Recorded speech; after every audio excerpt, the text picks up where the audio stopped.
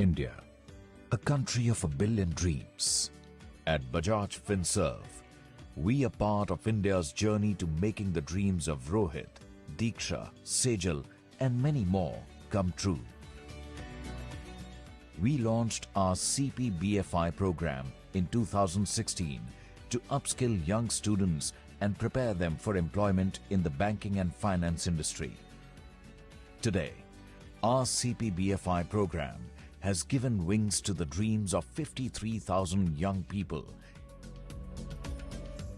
In this course, I came to know in depth what is actually banking. I am ready to switch from teaching sector to banking sector. Nobody from my family is in this sector. Everybody is engaged with agriculture. We have improved both our written and speaking abilities. It helped us boost confidence. At the same time, the classes were so engaging.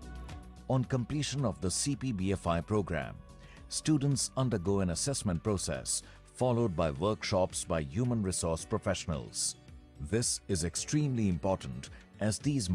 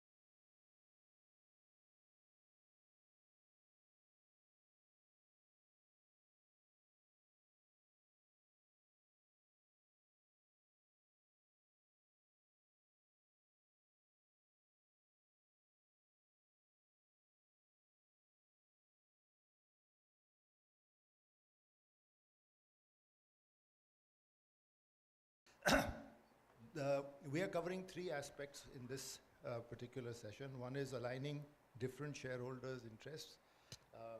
Obviously, the fact that they have different priorities is self-evident, and we'll talk about that a bit. Then we are discussing creating a framework for self-assessment, and then the final point is bridging expectation gap among the stakeholders. So I'm going to place a few propositions before the panel and then let them debate it out. The lawyer's job is to create controversy, so obviously please expect a few controversial questions, and if you, otherwise what's the fun of having a lawyer as a moderator? But I don't think that we're going to have very, very controversial, but I'm sure with Manisha, Manish, Avish, and Ankit, we'll have enough debate around different issues. The first is that we all recognize, and this is for everybody, and I'll just ask one by one, but the question is the same, the proposition, that there are different stakeholders. There are shareholders, there are employees, creditors, bankers, and obviously that's one group. And then you've got management, you've got boards, you've got auditors, you've got the regulators, this is the other group. Now, of course, they're all stakeholders, but clearly priorities are different.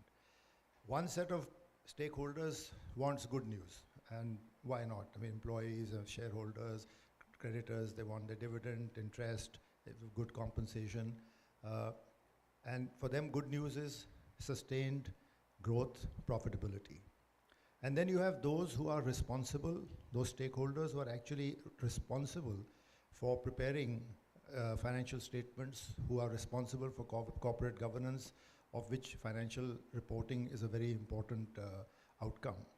And within that group, you have the directors, you have the independents, you have auditors, you have the regulators. Now, in this group, clearly, at least the way I see it, priorities have to change between different stakeholders. While every one of these people in this group is responsible for corporate governance and for producing the financial statements or ensuring that the results that are announced are true and fair, two very important stakeholders have a priority different from everybody else. And that, in my view, and of course I'll ask the panel as well, one is the audit committee and one is the auditors. Their job is to make sure that bad news, which frankly most other stakeholders don't want to hear, and right, I mean, I'm not attributing motives, but at the end of the day, management is compensated on performance, shareholders enjoy dividend, creditors want their interest payments. But between these two stakeholders, and then you've got the regulator as sort of who's watching over it, their job is to actually ensure that bad news is also adequately factored into the good news that is actually disseminated to the public. And here the priorities, as I said, are different from even those who are responsible for preparing the financial statements. So aligning those priorities in one sense to me just means not that they are the same, but aligning that we recognize the different objectives and try and work together in harmony to make sure that the objectives are met. So the first question I'll start with Manisha. First of all, do you agree with this broad categorization of the stakeholders? Thanks for having me. And the great news of having a lawyer as a moderator is that the questions and the answers all come from there. So the rest of us can just enjoy the ride. But I think your categorization is right. I agree that the audit committee and the auditors have a great sense of accountability. But I don't think in any ways it should absolve the board of directors. I'm on a number of boards, and I think the tendency seems to be that, look, if the audit committee has vetted it, then it should be fine. And if the management sort of provided the information, the auditors are good, the board tends to be a little more sanguine. I think the board of directors represent all stakeholders, and it's really important that the board of directors in today's world take full accountability. As you know, the regulators put a lot of onus on the board of directors, so it's really important that the board fulfills its function to all its stakeholders. So, other than that, also the management is equally important. They are the ones who are executing the vision, right? A lot of times I always say the board only knows how much as the management wants to tell you. So it's really important that you have a management who's aligned with the board, whether it's through equity incentives or just culturally you get the right people or a bit of both, and ensure that the employees and of course the senior management are very aligned with the goals of the board and do not compromise the minorities in any way. Right. In addition, I've also seen nowadays customers can dictate a lot of the stakeholder responsibility. Some customers want to ensure that sustainability, DEI, and some of the other things that are important to them are also implemented by their partners. So I think multiple stakeholders today come together to ensure that companies are governing well. But I would agree with you that the first port of call and the most important port of call is the auditors, the audit committee, and the board. Yeah. Well, I was trying to more deal with the issue of who has to ferret information out, and that's where your responsibilities in a sense change. So it's not that the board isn't responsible, the board is, but the board is also ultimately looking for good news. But these two stakeholders actually have to push in the opposite direction, which is why we know this whole issue of compensation of independent directors, the question of independence, especially because audit committees are run now by independent directors, becomes very important that there's no conflict of interest. Manish, as an investor, how important is corporate governance to you? We have a little jaundiced view in the outside community that private investors all love and talk about corporate governance. Still, the target sets up an auction and a beauty parade, and then everybody says, okay, let's just look at the numbers, we'll talk about corporate governance, joking. But that apart, I mean, A, how important is it? B, I'm sure that you have different standards that you expect for newer companies versus mature companies, but even when you look at newer companies, do you set some milestones by which you expect standards of corporate governance to reach a certain level of efficiency and to establish the bona fides? You know, the beauty of having a lawyer on a panel, forget about chairing the panel, is their job is to create a controversy and a dissonance so they can then put their consulting hours and charge us to solve the thing. So actually, on a serious note, I'm only partly joking, there should be no dissonance. I don't believe the two sides where the goal of them, and I'm exaggerating your point of view, the goal of the management team or the others is to have good news only and almost defraud the other side, and the role of the auditor, audit committee, and the board is to catch them making mistakes. Absolutely disagree with that. I actually think the levels of corporate governance, while they're very varied in India, and why India? All across the world. I mean, you've had the biggest flaws of corporate governance in the country which calls itself the Messiah, i.e. the US. You've had the biggest failures there. So I don't think it's country specific, but I think I'm proud in India, the overall levels of corporate governance has seen a significant shift in 10 or 15 years. And I don't think we become better people. I just think companies recognize, at least since the question is addressed to me, from a corporate governance perspective, there's a significant premium that us and most investors, public and private, would pay for good corporate governance. And the so-called chori of yesteryear of 5 rupees would create today a loss of market cap of 5 times the multiple, which might be 50 rupees. So one, I hope people are better. I mean, I think all of us get better as the years go by. But also the market then forces you to have better corporate governance. And frankly, there'll be many in the same industry, there are many reasons for different companies to have different multiples. But I think increasingly, if you are recognized for a good corporate governance culture, you trade, ceteris paribus, or all other things being equal, at a significantly higher multiple than one that is not well governed. I would love to start taking examples of companies here, but I'll refrain myself. Okay, so that's one. To your specific question, if I was to be completely honest, Ajay, maybe when we started off, we were what you described as animals chasing deals. Today, we're well beyond that. We have a certain reputation. You know, there's no dearth of deals to be done. if just because there's a beauty parade, screw it. I mean, frankly, for us, and I mean this now completely seriously, without an ounce of either joking or softness, we have an absolute line. If we believe there is not a level of corporate governance that we're comfortable with, the answer is straight no. I mean, there's no spectrums or shades of gray. For us, it's black and white. And I don't think anyone, I mean, I'd love to see if Crystal does that or the regulators do that, but it's an art, it's not a science, right? So you got to figure out for yourself what's important for you. But I'll give you the example. We had spent 6 months diligencing a company. Yes, we are slow, we take more time than the public guys. And we loved the industry, we loved the company. We were very keen to, so we were in a sense, not only half, we were 3/4 pregnant. I think in month 5.5, one of the junior most guys found an instance of something we were not happy with. We couldn't even prove there was something wrong. And to your point, it was a beauty parade. We were ahead of the curve. We could have done it. We walked away 5.5 months into a 6-month due diligence because there was something which we couldn't even prove was wrong, but left you with a distaste in your mouth, ki bhai, there's something wrong. There could be something wrong here. What are we paid for? We paid a lot of money to make 3 or 4 investments a year. If we screw up on corporate governance and we allow someone to cheat us, shame on us. So for me, and for us as Kedara, there is, to me, it's black and white. There's no shades of gray. And come hell or high water, come beauty parade or a ghost parade or a draconian parade, we won't bend on our values, which is around good corporate governance.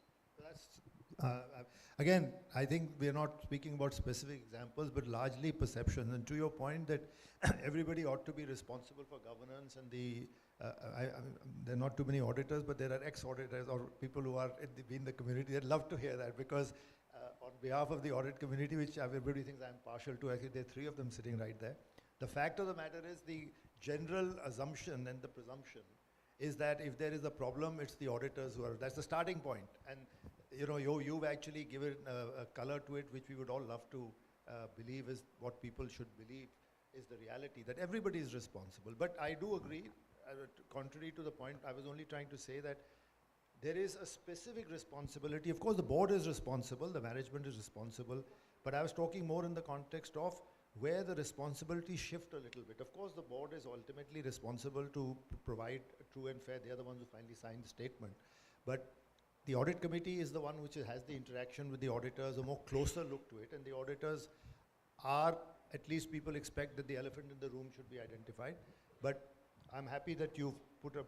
But Ajay, let me say one more thing before I pass it back to you. It's not just what I said earlier. I actually, going back to what Manisha said, I tend to agree with most of what she said, but to me, eventually the responsibility, you should not outsource to the auditor or the board of directors or the audit committee. I think the single most important body here is the management. They will drive to what you said, or Manisha said that, you will only see as a board or an audit committee what the management wants you to see.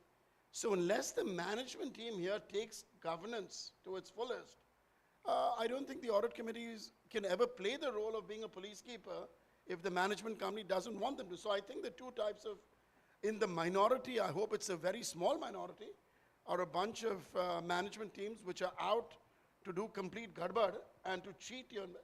God, we'll stay far away as investors. I think most of us will know who they are. There are a few surprises, unfortunately, which come through once in a while. But to put it the remit of the audit committee to be policeman of a badly governed management team, I think would be impossible. No, so let me It's good to see lawyers a bit on a retreat also No, once in a while. As auditors, we thank that people are potentially dishonest, otherwise the whole auditor community wouldn't have been needed. And as lawyers, we love it when people do these things, because even we would be largely irrelevant. But I was in a different context. See, bad news, when I said, I wasn't only referring to fraud. As an accountant, and there are so many in this room, there are many ways that you can look at a transaction. There are many ways you can position a transaction. Something could be nuanced in a particular way, where the bad news is not really necessarily to be seen as bad news. Management is compensated on performance. So the tendency for management would be that, listen, if this bad news is going to depress the share price and my stock options. There is an inherent conflict of interest. So I'm on that point, not so much on responsibility to fraud, for shifting to the audit committee or the auditors, but we have to keep in mind that there will be an inherent conflict, and you have to approach it on the assumption that there will be a real life conflict where it's not just about black and white fraud, it's also about something which can depress the results. But you could equally have an accounting treatment which does not do the same, and that's where you could have shades like that which are also which boards and audit committees and auditors are faced with. Coming to you, Amish, I don't consider rating as being a stakeholder, because frankly, you are more the guardian of truth when somebody comes to you. I'm very intrigued by the model that you have of issuer pay and the conflict of interest guardrails that you've laid down. But as you said, we make a broader question for you, that when you look at something that is presented to you, you are starting with what management of the board has presented to you in their disclosures, and what you're expected to when you do what you do is sort of try and unpeel that. And what is it that you look for, whether from a governance standpoint or the sort of pointers you look at when you make that assessment? Yeah, so you're trying to, I think you're trying to understand the psyche first. I think the biggest thing for us, even auditors, right? I mean, boards, management, I mean, you are trying to understand the psyche of the human behavior setting of the management, of the board who's governing that particular organization. And you are looking for consistency, you're looking for communication, transparency, you're looking for disclosures, you're looking for how they have handled good and bad times. I think it's important to see how companies, because everybody goes through good and bad times. So how are you managing cycles? How transparent are you when you're looking at a bad time? And I want to just pick one example on, you spoke about audit committee. And this is an inherent conflict, right? Imagine a CFO sitting in an organization and the numbers have been showed to the audit committee, and later on in the evening figures out that there was a genuinely material error which has happened. And what should the CFO be doing? And if you are a listed company, within 30 minutes you're supposed to announce, right? Do you go back to the audit committee? Do you make that change? Do you make that step, which could be a career limiting step for you? Because imagine how you're going to face the board and the audit committee. And I think this is where your own motive, your own purpose, your own value, if integrity is at the top for you, you will do what is right. You will get shouted, you might lose your job, it's okay, but you will protect your own integrity. And I think this is the most difficult part, the question that you asked. I think for us, when we try to peel the onion, I know your question about peeling the onion, one is what is in front of you, other is you try to triangulate with multiple data sources, you benchmark, you get market references, you talk to customers, we talk to suppliers, we talk to competitors. There are industries where it is opaque, it's not transparent, you don't know what is happening, numbers are not very clear, you have to talk to different people, you talk to regulators. I think we try and use multiple means of validation, of triangulation. And I think this is the smell test, and I think Manish spoke about that. I mean, if you find something fishy, I think that's where your mind should start tingling that something is not working. And we have found groups, promoters, we have found management where they are ready to own, they are ready to say if there's a mistake or they had committed something and it didn't happen, they are happy to explain. And I think you judge based on behavior and consistency. I think these are, there's no written rule on some of these things. You have groups like Tata's which, they have written checks when they have said, listen, we are going to close a business, no questions asked. And there are other groups, legitimate, payable, defending, saying we are not going to pay the money. So you look at actions and then you figure out what is this company likely to do if things go wrong. And I think you start going back from there. Because you are looking at, just as an example for ratings, you're looking at repayability, which is again intent. So I think you need to do a lot more beyond the numbers, beyond the disclosures. I think the interactions, the consistency in actions, we in fact look at what commitments were made in public and to us and have they really followed up. A lot of times people don't look at that. You say that I'm going to achieve X target and my strategy is this. Next year you will see the balance sheet, it will be completely different. after 2 years, the strategy is completely different because they have moved on, they don't want to achieve what they had committed. So then you start measuring managements on what are they saying, are they really committed, what are they sharing in public and what are they giving you in private. I think there are multiple things that one looks at while trying to get into looking at things. And the roles of auditors, roles of stakeholders which are beyond the key management, how are they coming across?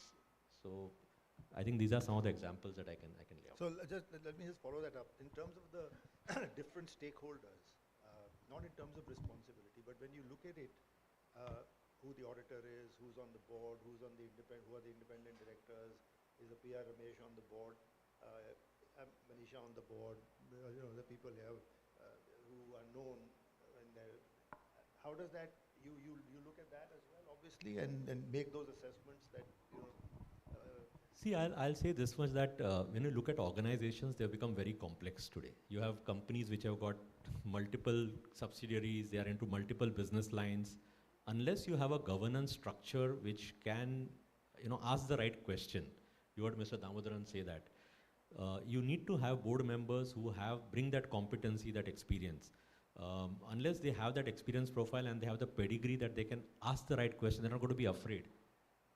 Unless you have that, you start worrying, right? Because, you can also have a CEO who is very prominent, right? And if you have a board which is not ready to ask that question, you will start worrying, what are the numbers that are being put out.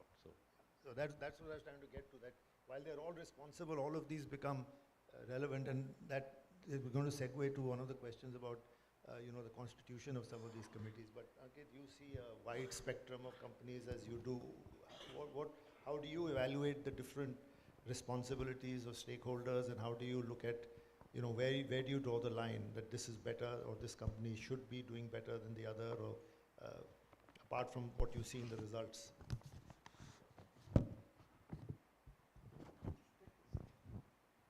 Thanks. Thanks, Ajay. I think, as you rightly pointed out, we receive multiple disclosures under the SEBI requirements. And 5 years back, the idea was just to ensure that the disclosures are there. There was no qualitative evaluation. But once the system has matured, I think we have to give compliments to the business, actually the industry. As of the last count, I'm talking about 31st December 2024, roughly 97% of the listed companies had complied with the CG requirements, whatever their obligations were. Part 2, we have achieved one stage, let's move to another. So what we have started doing is doing a qualitative analysis regarding the disclosures. Whether, let's say for example, if you have given an information in your BRSR disclosure, if it is varying from certain set parameters, we do ask questions, seek explanation. It could be done on the financials also, if there is a big variance out over there. If there is some adverse remark in the audit committee, what was the reason? We do talk to the CFO and try to find out what went wrong, and then decide to take the course of action. So this has, I would say, alerted a lot of the key management personnel that there is a regulator who's looking at what we are disclosing and examining it. So it's no longer becomes just a tick in the box exercise. But I still feel that the system, the qualitative evaluation system of ours, the regulatory evaluation system has to evolve further so that the corporates know that we are examining it. And the other initiative that we have taken from an exchange perspective is to have dialogues with IDs, KMPs, to tell them of their obligations and responsibilities. So this we are doing jointly with SEBI right now, having closed door meetings with IDs of some big companies, small companies, key management personnel, and telling them about the responsibilities and roles and responsibilities. And frankly, Ajay, whatever I've heard right now from the right of my right side, I think the same message is delivered to them also. So nothing, it's not different. It's not from a regulatory perspective, it's no rocket science. It's just that making people aware, making them do the right thing. So I guess on the first proposition, if I can summarize, while different stakeholders have different responsibilities, or let me put it differently, they all have a common objective, as you said. They're all ultimately responsible in the perfect world. In my slightly imperfect world of things going wrong, some have more responsibilities versus others and have greater duties to perform. But otherwise, of course, everybody has to align themselves for the common good of the corporation. Now, the second aspect of this is reflective self-assessment. Now, if I was reflecting on this self-assessment issue, and actually, when I was looking at all these stakeholders that you referred to, actually there are two stakeholders who actually, in some ways, create that opportunity of self-assessment by writing their own reports. Actually, if you look at it, there are only two people who do that by law. One is the board. The board writes its board report. And the second is the auditor, actually. And Ramesh reminded me the other day when we were talking about CAM. Now, this new thing that has been introduced, which is actually extraordinary, because every audit report is no longer just the standard report. There's lots of it which is standard, but there's a section, as you probably all of you have seen, key audit matters and how the auditor has addressed that. It is therefore the auditor almost saying to the stakeholders that I have reflected on what I saw were the key issues, and I have done this, that, or the other, and openly, letting the stakeholders know. And I think it's pretty powerful in the sense that it focuses the attention of those who understand that business. Somebody may feel that in this business maybe more should be done, more areas, but at least it creates that self-assessment. But now if you compare that with a board report, and please, I'm not being critical here, but I'm just trying to understand, when you read a board report, what does it actually tell you, especially the corporate governance section? What does it actually jump at you when you read it about how one company discharges its obligations or approach? Obligations is not good enough, but what is its approach to corporate governance and how does it go about it versus another company, even two good companies? What is it that you take away from the board report when you look at it, other than how many meetings have been held, qualifications of the directors? What else do you see in that report? I think I'd just like to dwell a little bit on the first stage, which is that yes, the balance sheet is important, what you read there is important, but as Ankit said, a lot of it is at the moment not that qualitatively differentiated. But what's really important is what you referred to, Ajay, is how are the independent directors being selected? How is the chairman being selected, especially in promoter-driven companies? Are the independent directors genuinely independent? What is the selection process? Is there a reference in the balance sheet on how these directors have come on board? What is the reputation of these directors, right? I think a lot of those boxes need to be ticked rather than just go and read the report, which may not necessarily jump out. The qualitative aspects may not jump out at you. As Amish said, is there a very powerful CEO who tends to overpower the board? To Manish's point, when Manish said the management is the one that is key. I mean, I differ, because I say my view is that the board needs to give out those broader criteria, right? I mean, that it is not just a quarter-on-quarter growth, comparison that we're looking at. We're looking at other finer aspects. So I think a lot of work needs to be done on when you figure out whether how to differentiate one company from the other in a sector is how is the board selected? How powerful are they? How is the chairman selected? What is the rotation? What is the capability of this board? Is the company investing in actually upgrading the board? A lot of things are changing on a daily basis. The regulators are changing things very rapidly. Is the board learning? Is the board upgrading? Have those conversations. And today, even if you're a minority shareholder, you can have those conversations through proxy advisors, et cetera, et cetera. You have voting rights. So I think a lot more needs to be done, just rather than saying, I read the balance sheet. They've covered all the aspects that NSE and SEBI and everyone has said, and it's all good. So I think if a lot of that work is done, then you could see that a lot of the good companies are differentiated from the bad companies very easily. And a lot of the independent directors today are very careful on what boards they take, right? Because there is enormous responsibility on us as board directors too. So boards are also very careful. So I think some of that work needs to be done more carefully. Well, that's interesting. You took away a point that I was about to make and pose it, because we examined a number of balance sheets and some of the best companies. We were not able to find a disclosure as to what is the process of selection of independent directors. Are they, is the promoter introduce the independent? It's all about what they do and what their qualification. But this point about, are we going to an external agency to make the selection is actually not there. I mean, we may have missed some, but we did do a review of quite a few of them. But and now, in contrast to the auditor's report, which has evolved thanks to the LODR requirements, the CAM is not a requirement of the Companies Act, it's a requirement of LODR. But when you look at a report, which is how normal stakeholder, the shareholder who gets it, what does that report tell you about how the board has gone about discharging its duties, especially on the corporate governance section? Aapke liye, Manish. You know, frankly, if I was to be honest, I don't think we've ever looked at a corporate governance report in a balance sheet or an annual report to figure out what the company does. I think what they do in those is what it's a question of responses to regulatory requirements, right? So if you say you've got to list the number of meetings you've attended, that's what you'll see. I mean, I'd like to see majority attendance, not minority. I'd like to see 100% attendance. I'd like to see engagement. But that to me is, you're literally at the bottom of, I mean, that's the lowest common denominator. There's nothing in that which gives you any teeth, right? So, I mean, I would love to see a company whose chairman of the board or the board decides to expound in the MDA.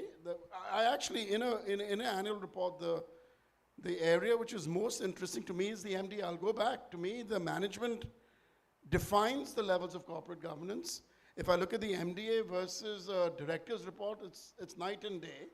The MDA is what defines, and if there's a section in the MDA which talks about governance, which includes how does the management team, whether it's the promoter or otherwise, select its board of directors, and then how do you empower the board of directors? Do you actually have an NRC which is independent? Is the single most important aspects is the level of independence of both the, to me, the only two committees that really matter. There's lots of committees. It's the NRC and the audit. Both those chairmen need to be the absolute flag bearers of independence. The moment that's not the case, and I'd say 80% of the names, when you look at the names, you'll figure out. Now, if that chairman of the NRC happens to be related to an executive on the management team or a promoter family, we'll look at it in a different manner. I would hope that some of our tainted views become more positive. But I think for the management team or the promoter, it's a family-owned company, kudos to them if they would choose a significantly independent chair of the NRC. And I think, to me, the role of the chair of an NRC and the chair of the audit is significantly higher than that of the rest of the committee. I mean, maybe it's an unpopular statement, but I think they need extra time. They should be compensated extra. To me, I try not to take on those roles given my other commitments right now, because in order to fulfill them, you really need to dedicate time. You need to spend time to get to the level of understanding. And I would say people normally, even you said the audit committee is important. To me, again, that's more a policeman's job. To me, the NRC is equally, if not more important, because it defines, number one, the quality of the management team. It should define the single most important role of the board, which is succession. I mean, if the NRC is not deciding who the next CEO is going to be, and that's decided outside the NRC, I don't want to be on the NRC. I mean, somebody else might want to, right? But if a certain company in Bangalore has decided who the next 4 CEOs are, even despite being a beacon of corporate governance, to me that's not. I think the current NRC should decide who the next CEO is going to be. If it's been pre-decided, I don't want to be on the board. And to me, it shows a lack of, you might not define that as, the problem in India, and even in this board, we say there's certain groups who we normally give the title of good corporate governance. I think Amish mentioned one such group. We're in the halls of, that's not necessarily the case. There's a huge amount of divergence within those large family groups, right? And I think we need to be, at least as investors, not be taken away just by a group because it has a high, lofty optics or a perception of governance. Sometimes one of the worst sets of governance are done by I mean, we all remember in 07, 08, 09, the phrase riding the tiger. Who expected a leading IT services company to have fraud for 6 or 7 years? So I think the quality of both these committees, and I'm getting now more and more serious in this, Ajay, and the quality of the chairman of those respective committees is absolutely crucial. And anyone who belittles that, in my mind, would be exposed to this. No, you're absolutely right. I was only referring to the audit committee in the context of financial reporting. The two most important ones are NRC and audit committee. But you know, the topic and the theme is about self-assessment. And what I'm trying to get to is that clearly what we see is that people follow regulation. If this is what the regulation requires, that's what we will provide. They don't, if the question is self-assessment, as you said, self-assessment means that you are opening yourself up for somebody. First you assess yourself. You can only do it if you write something yourself. Today, all the evaluation are done in the board report. The board evaluates itself. The board talks about how it does it. It evaluates the independent directors. The NRC's report and what they did, or not, there's no separate report. That's one of the issues. What the NRC does is also described by the board. What the audit committee is also described by the board. So there is no real self-assessment, even though they may be doing a super job, as you said, that we should move away from this question of just the quality of who's on the board on name versus being able to demonstrate what they did. And therefore, that constitutes good self-assessment or the possibility of self-assessment, if you agree. So, Amish, to you, would you like to see companies create their own innovation and start with, let's say, the NRC and the audit committee writing their own reports, even though there's no mandate? And I just want to pause you here. You know, I told you before lunch, 1976, when I was articled, or 78, BHEL had a very new, innovative CFO. In those days, I remember him doing a human capital, financial, or some very fancy 3 reports, which were not at all required by law, human capital and 2 other things. And that was, how many, 40 years ago. I haven't seen that in any financial statement where you do anything out of the ordinary.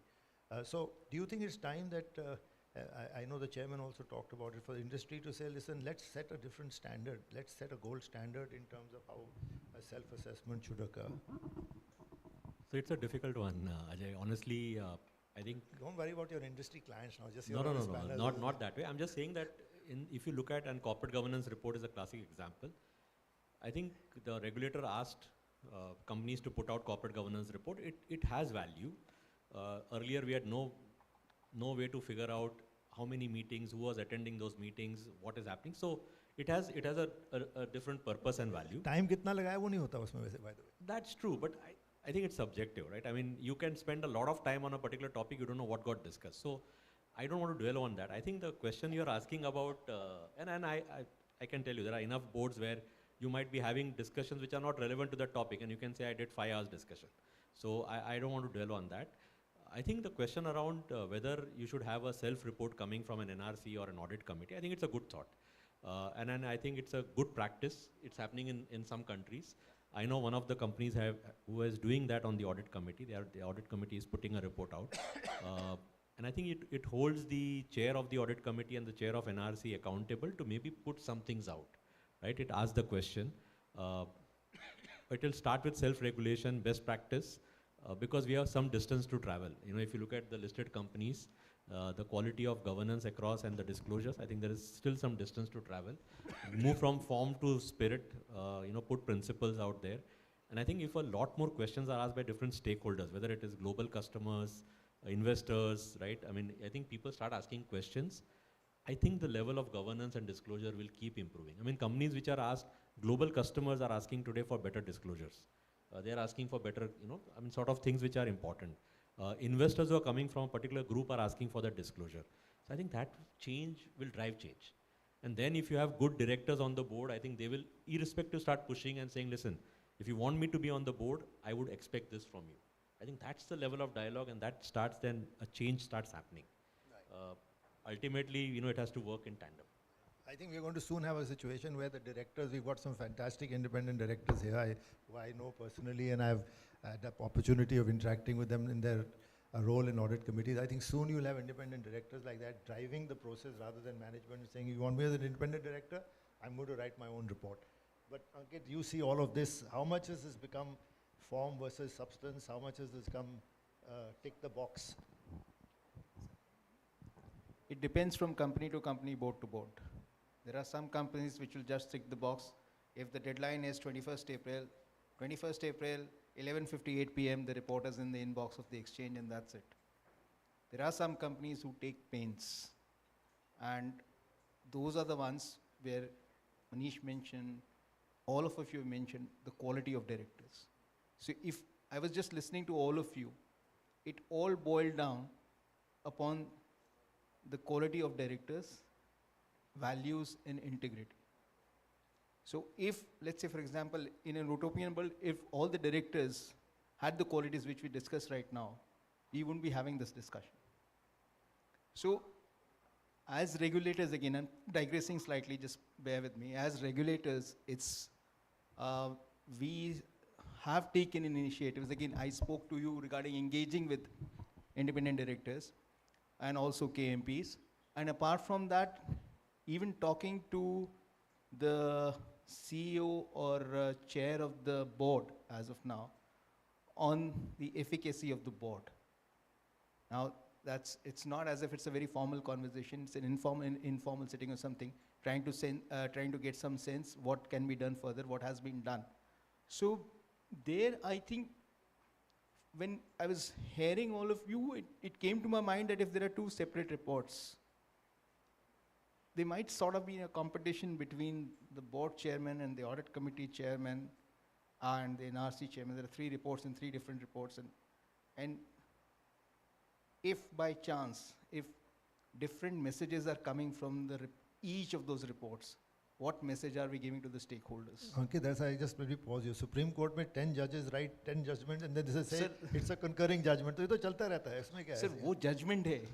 This is business. What? Lawyers do that, businessmen don't. I don't think that's so much of a, you really think that, I mean, people will, they're all sensible people, and everybody has its discrete functions. The board is talking about the board, the board, if the NRC is writing its own report, the board has to do very little about it. Then the NRC will write, and we're not talking about them, spilling the beans. They have to just sort of how did they discharge their responsibility? Similarly, audit committee.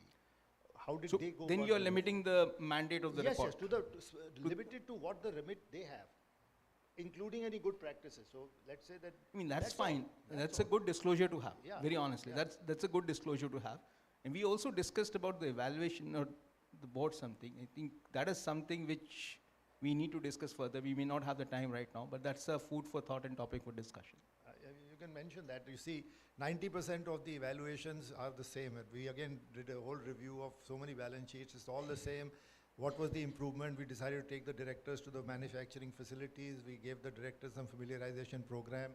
And it goes around in that circular thing. And at least we were not able to tell what one evaluation did different from another evaluation. Ajay, if I could just add one point there. I think what we need to now get to in the next level of evolution is that at this point, our current board of directors seemed, in most organizations, think of themselves as one homogeneous lot.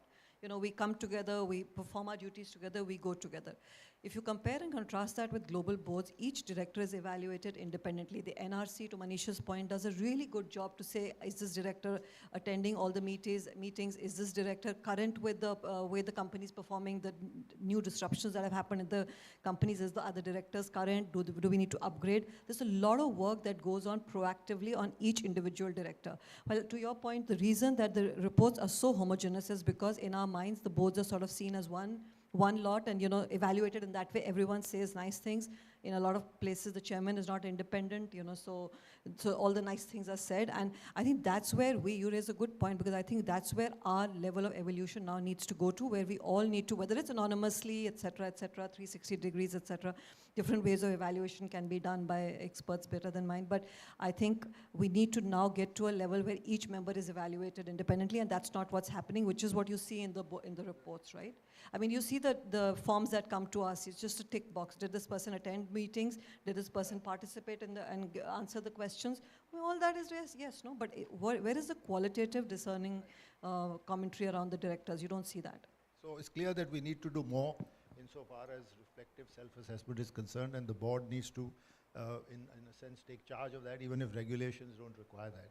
I'll just touch upon one more item on this before we move to the last one, which is a easier one to deal with, which is composition, because you said competence and composition. Now, we've seen an interesting trend lately of independent directors only constituting the audit committee. And when I asked you, Manisha, and she was very candid with the reaction. I'm not going to join an audit committee where there's no person from management sitting on the audit committee and taking responsibility. But I was amazed when we did this analysis how many companies have moved to independence only. Now, I know globally it's, good practice, but the fact is that a good practice, or is, should somebody from management? In our experience, one of our friends is here, was an ex-CFO who was on the audit committee of a client of ours, and I think his contribution to the audit committee and helping them with understand the nuances of the business, the domain, because there's a lot of responsibilities that they have, were enormous. So I think that's the other thing, this trend which is developing. I don't know what you feel about it, of having only independence in something like an audit committee, which is necessarily got to have some understanding of the domain and of the business, interact with the auditors, give them some direction. Manish, any reactions from you on that? No, I think, frankly, I would agree with Manisha on this one. If there's an audit committee with just a bunch of independents, I don't want to be on that audit committee. Yeah? I mean, who's the guy who really knows? I mean, okay, let's step back. Let's peel the onion. Why should there be only independents on the audit committee? It's assuming that the management galti kar raha hai, so in order to correct him, we have independence. But, yeah, no, I realize, but it's supposed to be good corporate. It's become the angle, but to me, that's completely ineffective. In one of our companies, which is not public, NSE doesn't have anything to do with it, neither does there any other regulator, would we ever have an audit committee which does not have a management member on the team? No. It's the problem often in good corporate governance, you're throwing the baby out of the bathwater, right? Because you're assuming the management team is corrupt, and a good audit committee is an independent one to correct the mistakes of the management team. That's not necessary. That may be the minority today. But if you believe what we're talking about in self-governance, frankly, that's the worst thing to do, because you'll have the most incompetent audit committee in that situation. And people have said that we get them as invitees, management, but they take no responsibility. The guy will come and say something and then they're still left holding the can. So I'm glad you agree. Ankit, have you given it, has this struck you when you looked at balance sheets lately? Because we've seen a lot of this independent in some of the best governed companies also. So one reason for that is that, as pointed out, no one wants to take the responsibility and onus. But how you're taking more onus by... No, I'm talking about the management side. On the management side. No, management, if you exclude the management, if you tell the CFO to be, he can't stop, one of the executive directors, you ask them to be, the director of finance to be on the committee, how can he decide, or he or she say no? That's, so the perspective from the shareholder, I agree, there has to be someone from there. It cannot be just independents deciding on that stuff. It's more saving yourself, trying to convince ki boss, it is best that the independent guys decide. Unfortunately, as regulators, we do not have any say. We do not have any say in the composition of the committee. We can prescribe how many independents and how many normal should be there. So we don't have that, and we haven't given a thought about that, honestly. And this is not at all talking about the competence, because I know some of the independents who are here in this room, they're very, very competent, but I think having management is always a good idea. Amish, any reactions from you? So I think the requirement is 2/3 independent, and you would have, ideally if you have organizations, again, complex organizations, if you don't have somebody from management, you have CFO, CEO, normally they are invitees and they will come and present. Accountability is there with the CFO and CEO, there's no taking away. But having somebody who understands the business, I think there is incredible value in that committee. Having somebody from that background, either they have done that work earlier or they have worked in that industry, they understand the industry well. Right. I think the value is good for all the other members, right? Because you're bringing different competencies of directors with different backgrounds to make that committee. And you want the value of that committee. Yeah. So we spoke to SEBI, and SEBI said we've permitted independents, non-independents to be on the committee. We only said 2/3. But so in summary, we need to do more. We need to have a disclosure of how the selection of the IDs was done, who promote, was it through a headhunter search or whatever it is, that should be there. And the possibility of them controlling the pen insofar as what they have done and be able to demonstrate how they've discharged their responsibilities. And so we don't need to wait for regulation for that. Is that a reasonable consensus? Okay, great. I think the final subject in all this is the enhanced stakeholder engagement for reducing expectation gap. Now here, I think, there's one view that, you start getting yourself evaluated as a company with all stakeholders, investors, creditors, etc. Personally, I have a slightly different view because business must be given time to do business. And if you're talking about, let's say, trying to evaluate the role of the audit committee is trying to evaluate itself with the shareholder expectation will be extreme, that, you must sort everything out. The proposition I was thinking about was that it's really industry bodies like CII, regulators who have an understanding of the different roles from a legal standpoint and also from a substantive standpoint, the perception, combine the perception and the legal requirements, and then work on shaping opinion by engaging with stakeholders literally on their behalf rather than letting each of these stakeholders have to engage with each other. Manish, I'd like your reaction to that. See, Ajay, the problem in this one is, again, if you're a listed company, you need to announce your results every quarter. Now, no matter what you might do as CII or anyone else, perception of a quarterly automatically implies, to your point, you need to give good news every quarter. So it's the tail wagging the dog, going round and round in circles, and that's what created riding the tiger, right? Because if you have one misstatement, you've got to have a series of misstatements to keep giving good news. And I'm saying the reason our industry exists is we believe that it's, the Starbucks CEO had no matter how good a job he does, if the nuances of the market are negative and the macro is negative and the turnaround's going to be 2 years, nobody's going to give him 2 years to turn around because he's measured every quarter. So the question is, how do you reflect long-term performance in the pressures of a quarterly earning cycle? I mean, my answer, and I'm a biased answer, is go private. Get away from this nonsense, because then only can you then say, my 2-year perspective is EBITDA go from A to B. I will restructure divisions A, B, C, and D, and come back in 2 years and report to me. That's what we do as private equity, right? If I'm under the pressure of a quarterly earnings cycle, I don't see how you can get away from this panacea of optimism being driven and good news being expected every quarter.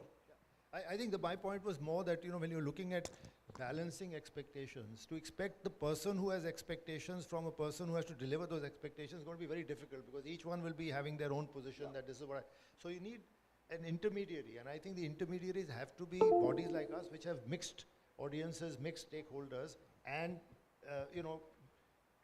I want to say yes, Ajay, I know where you're getting to, but I'm saying if you're having the pressure of quarterly earnings, how do you do that? No, so that you have to, what you have to do, you have to do. I'm talking about now trying, not those expectations, I'm talking more role expectation, that what do you expect out of an audit committee, what do you expect out of an auditor, what is really what the auditor can do beyond a point to what you started with. So that kind of bridge, I think we need to have more.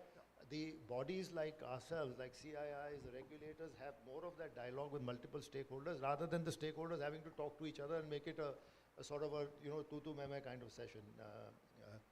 Manisha, you agree with that? Yeah, I think, look, the first responsibility of management is the business of business, right? So quarterly results have to be met. You can group certain stakeholders in certain ways so that communications are done in certain silos. Make sure that there is one communication program. There isn't multiple communication programs. There is a PR firm within the organization outside. So that way, just reduce some of that load, because the quarter-on-quarter treadmill you can't get away from, Ajay, as you said. But some of this can be structured better. But I completely agree with you that organizations like CII, etc., can be the intermediary, right? A lot of this can be actually diffused between the companies and what the minority shareholders, what external stakeholders want, by organizations such as CII, who can then distill a lot of this noise and then provide that to the company, so that otherwise, if you keep hearing all the stakeholders, if you speak to any CEO and CFO, they'll say, we can't run a business. That's all we'll do, right? So I think, yeah, I think there's a big role for intermediaries here. So I think in the interest of time, since we do want a couple of audience questions, if we have the time, I'm going to assume, Ankit, you were nodding your head in agreement, so I'm going to take it that you agreed with that. I agree. I think regulation, Manisha, is a continuously evolving process. Correct. And as regulators, regulators are heavily dependent on bodies like CII to hear the views of the industry captains and other stakeholders.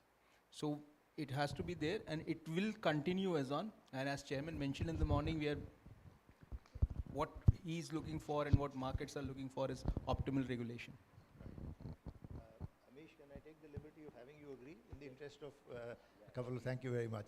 So I think we want to be very timely. We started a few minutes late, so we are still within our time, but you know, we have a good session coming. Maybe 2 or 3 questions at the most. If you can just send a mic around, please. Thank you. My experience as a private investor has been that the investing company's strongest defense when it comes to corporate governance, and I'm talking of serious corporate governance issues, is go to court. And there are law firms and lawyers who are there standing in front of them to defend them.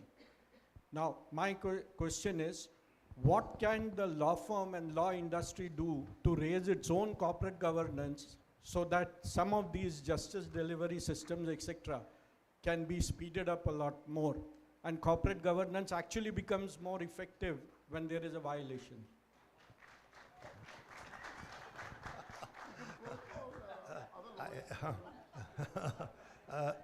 Let me just say this, that considering that I head the Judicial Reforms Committee in CII, you'll be surprised that the process delays are not just because of the lawyers.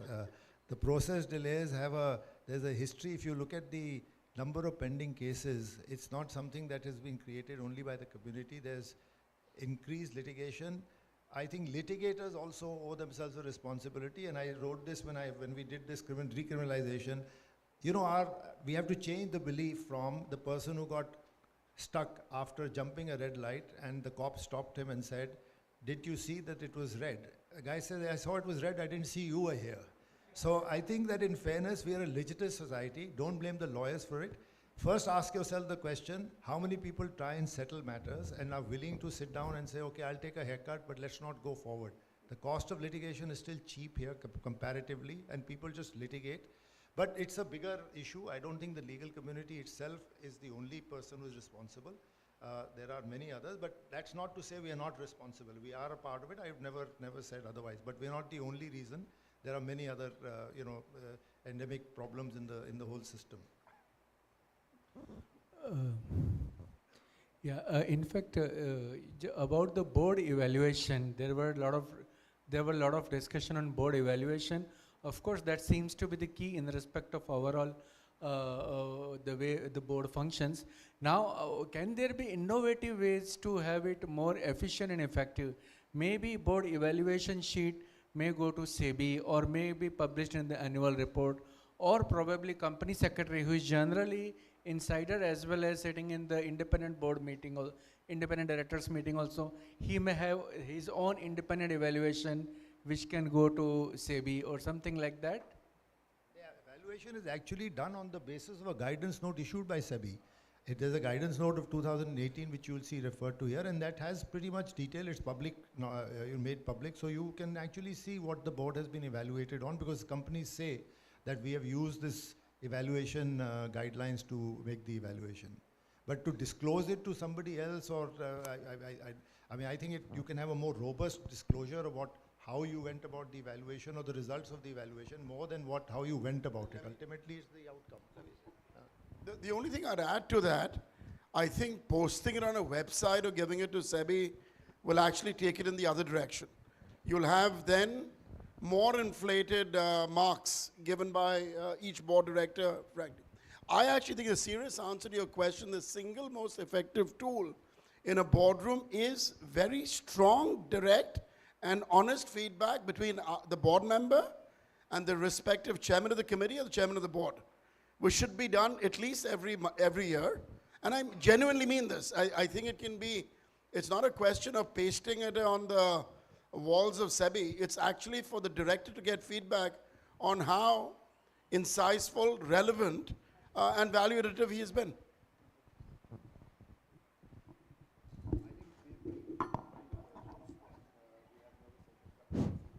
I have one question, if you may. Thank you. I think we are out of Can time. I ask one question, please? Chitra? Okay, please. Yeah, Last just- question. I think on the board evaluation thing, there is an internationally accepted mechanism that is employed elsewhere in the world. In the UK, there is a corporate governance code that insists that the FTSE 350 adopt it at least once in 3 years, which is to do with employing an external independent facilitator to help with the board evaluation. Is that something that you think we should be trying to adopt in India? There are 1,700 companies in the UK stock exchange and 350 in the FTSE. We've got close to 5,900 is what the chairman said this morning. Should we not have this as something that can be made at least somewhat mandatory once in 2 years for the top 1,000 companies? Suggestion. It's and already, question. actually companies are doing it. The question we had was, because it's self-assessment, why can't companies do it without waiting for regulation? So your point is well made, but we don't have to wait for regulation for it.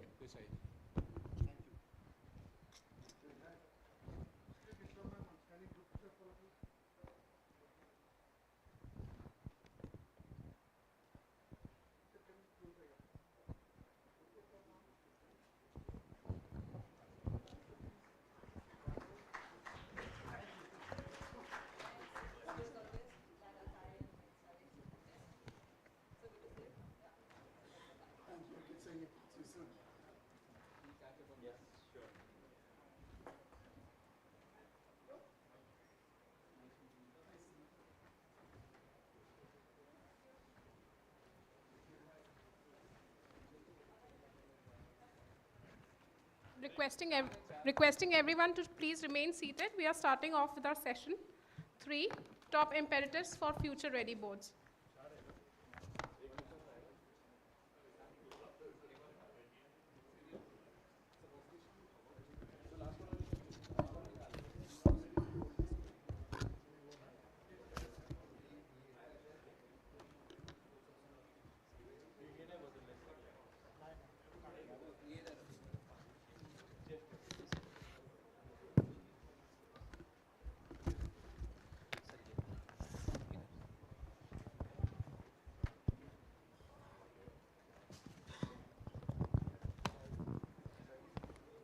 May I invite all the panel members to be on the dais, please?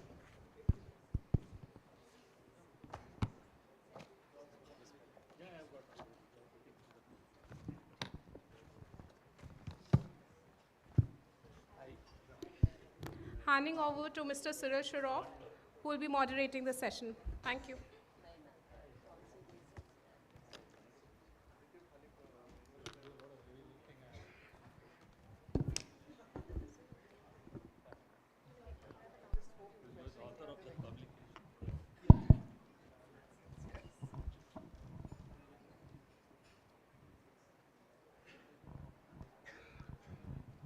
Good afternoon, everyone. Happy to be here. I enjoyed the last session as well, and maybe I'll, as we go along, add a few thoughts on that as well. So I'm going to take Chitra's guidance and get on with it right away. It's a very interesting topic that I've been given for the panel to moderate on future-ready boards. So even now, I think we live in very interesting times. But this topic can actually span multiple time horizons. Future ready, kind of roughly speaking, mid to long term. And in today's volatile times, mid can also seem like long term. Then there is an aspect of crisis leadership, which is usually here and now firefighting. Where you're also, effectively dealing with the current situation. So that's kind of woven into the topic of being future ready as well. And then we have Gen AI and the entire technology dimension, which impacts almost all businesses, and how we're going to deal with it. So there is it's almost a bifocal topic of looking at the short term and the medium term and then the long term as well, and finding strands which connect these various horizons. The SEBI chairman has been talking about optimum regulation. I missed the morning one, but I suspect he said something similar, but I've heard some of his other public speeches. It talks of optimum regulation, which is a very interesting thought, because it's that Goldilocks kind of thing of neither too much nor too little. And it's very difficult to find that exact balance. The good news is that he's not talking about every time there is a crisis that we should have a knee-jerk reaction and say, oh no, the laws of the country are not good enough, let's make a new law. And that has been the knee-jerk reaction of the policymakers in the past. Kuch bhi problem hai, you don't use your current system, just say, the laws are not enough, we don't have enough powers, let's get a new one. That doesn't work. And I think it's quite heartening to note that the implicit assumption is, no, wait a minute, I think the existing laws can deal with it. And we just need to execute better. We need to create better compliance and to apply the current laws to what's kind of going wrong. Now, despite all the sophistry, you still read about every day or every now and then of good old-fashioned corporate theft and siphoning of funds. Piggy banking, as the kind of new expression is. So it's not as if the misdemeanors have now kind of almost a new generation of wrongdoing. It's a lot of it is good old-fashioned wrongdoing in the current context, and we have to be able to get the enforcement right in terms of proceeding against it, correcting it. It's wrongdoings will happen, crime will happen, corporate theft will happen. It has happened in the most sophisticated regulatory systems in the world. I think the question is, what do you do after you find out about it? How does the system respond? How does the system correct itself? Because that is what will be remembered. We are not always going to be remembered for, okay, there was a problem, we implicitly assume that the laws are not enough, and then we have a new law. We can't be having a new Companies Act every decade. I think jo hai wo theek hai. Then also another fallacy, again, the recent incidents also show that just because you have private equity, just because you have climate investors, just because you have institutional investors, is absolutely no guarantee for good governance. As they say, there is no power on earth who can stop a determined promoter, manager, jo bhi ho, from wrongdoing as well, because they will always have greater knowledge. They're in the system, they'll find a way to beat the system as well. So the presumption that you look at the cap table and say all pedigreed, blue-blooded, investors, so isme governance acha hi hoga, that is a false assumption. And I think that also begs the question of, if that is the ownership, that's the cap table, and if there are independent directors who are from a particular pedigree, then what were they doing when things went wrong? And I think part of it was kind of discussed on the last panel as well, and that's a kind of a burning question that we have today as well, of what do you do? And then this panel is going to deal, amongst other things, with crisis management. And I think this is one of the topics that we will touch upon. At a broader level, I call it the failure of the gatekeepers. There are multiple gatekeepers. There are independent directors, there are auditors. Somebody in the last question was about lawyers as well. We are all gatekeepers, internal or external gatekeepers in some form or the other. And I think there has been a failure of the collective gatekeeper community of ensuring that things don't go wrong. Things will continue to happen. How do the gatekeepers behave when things go wrong? So, as I circle back to the topic of future readiness, what should we be thinking about the future ready agenda? I think one topic we need to think about is the impact of geopolitics, but I know there's a panel right after mine that is going to deal with it, but I can't think of a board, a sensible board today that doesn't have geopolitics on its agenda. So we'll lightly touch upon how do we make sure that businesses are ready to deal with geopolitics, but without getting into the territory of the next panel. Also local politics, and particularly in a country like India where you have center and state, you have to be extremely agile in terms of predicting the impact of local politics and local government relationships.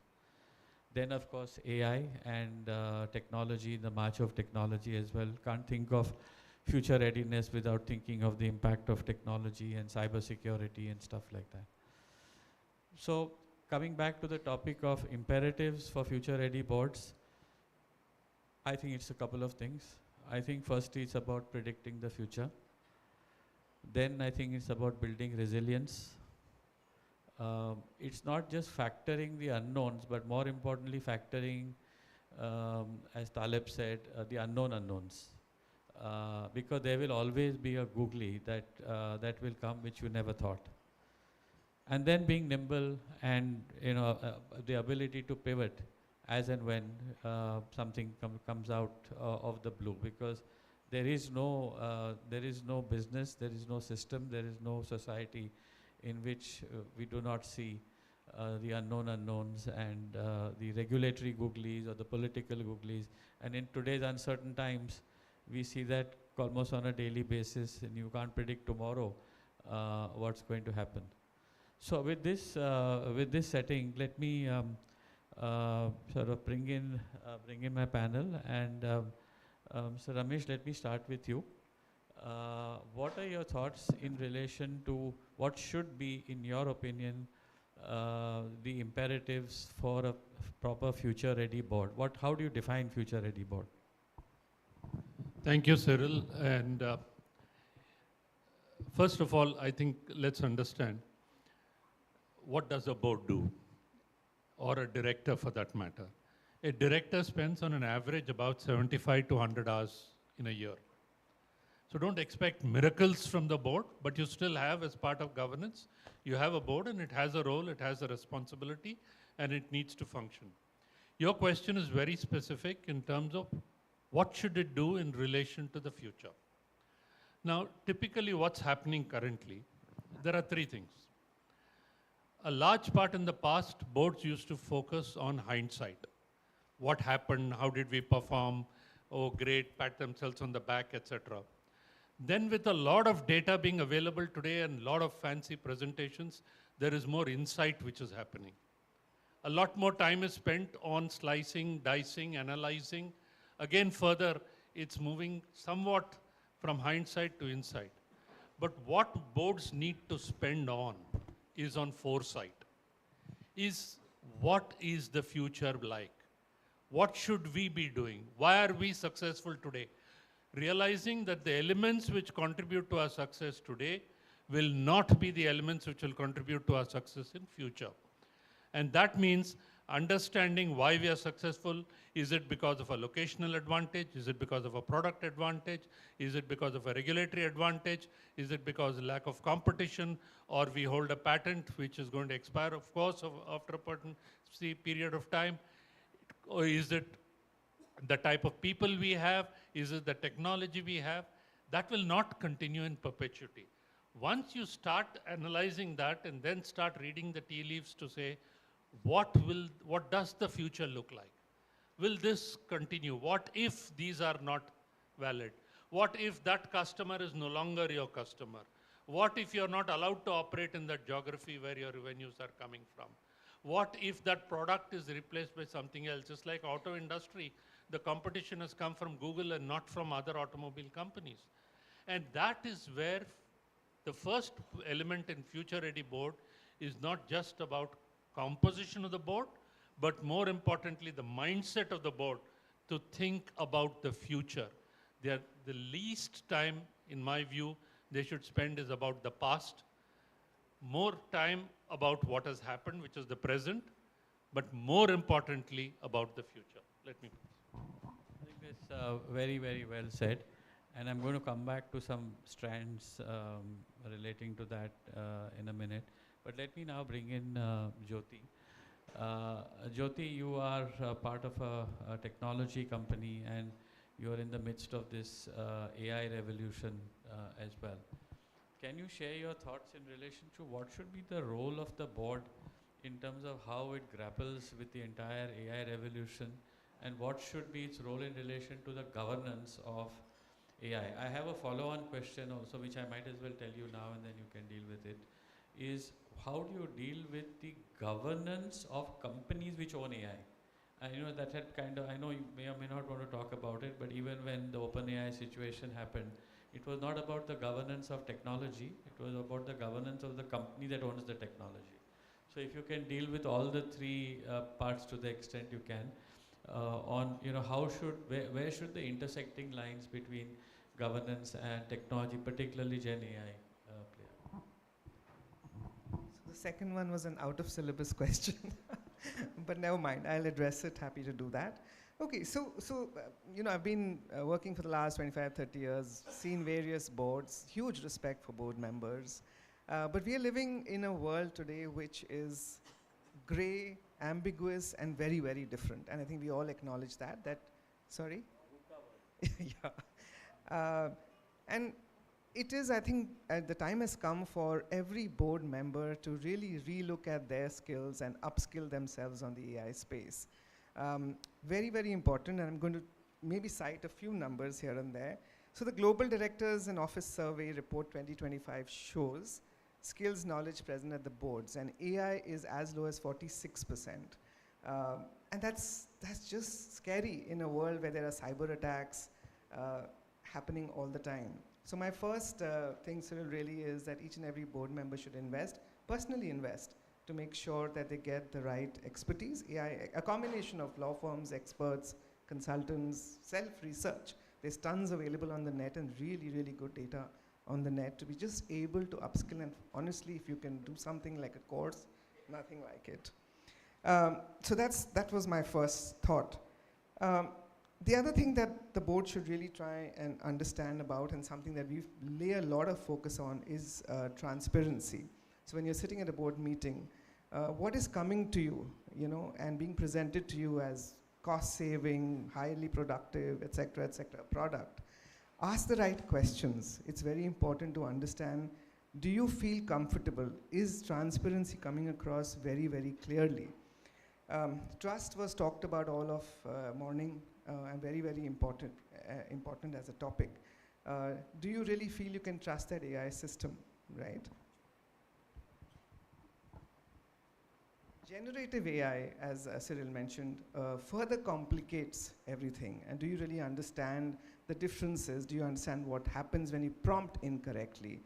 And prompting is another art completely, right? And at Microsoft, we've been literally trained, not only as lawyers, but as teams, to sit and know how to prompt correctly, know how to understand Gen AI, the differences between AI, Gen AI, and the complications that it brings along with it, especially in terms of the liabilities, the responsibilities.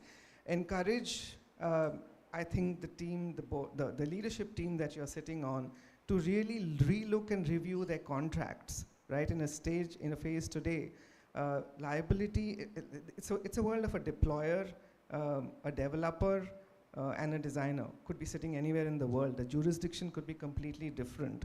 What are the rights and obligations? Who owns what?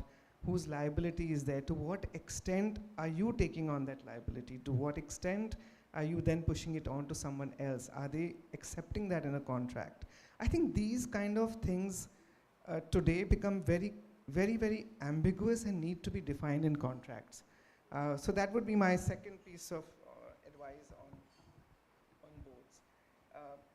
The other thing is on AI systems. You know, what sort of data? I think this is very important. What sort of data sets are being used to train the system, right? Is it a biased data? Is there anything in that which could, or what are the systems that could cause a data leakage? I think these are the things very, very important to ask, and the board has to probably be perceived as someone who has some amount of knowledge, so that, and I can tell you by experience that if you have a CFO as a board member, automatically the numbers are right at the top in everyone's mind, because you know somebody who understands it. If it's somebody who's a legal expert, the people will come with their risk management framework properly organized. Similarly, if you're perceived as someone who understands AI, I think it'll be a huge benefit to the company also.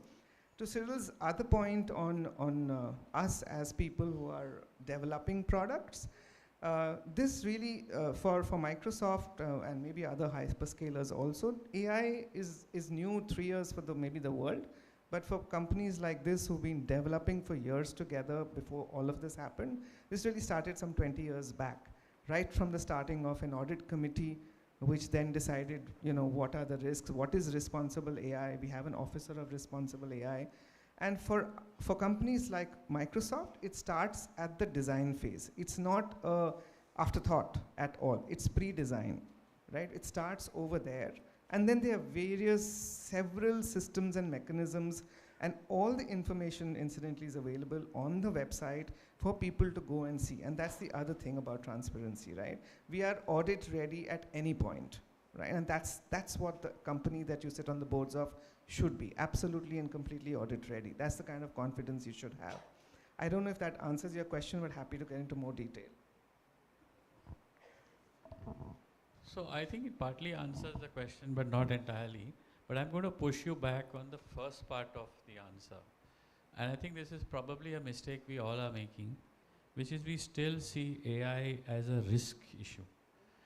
Even internally, it reports into the risk committee, technology, cybersecurity, etc.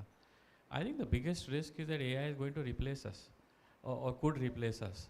So what are your thoughts, Jyoti, in relation to approaching AI really as a strategic future development? This panel is about being future ready. I mean, let me talk as a law firm. I think the biggest thing which bothers me is whether our business model is going to be completely disrupted by the arrival of AI. Do I need to even hire lawyers? Or just what kind of lawyers should we have? Our system is based on the hourly rate model.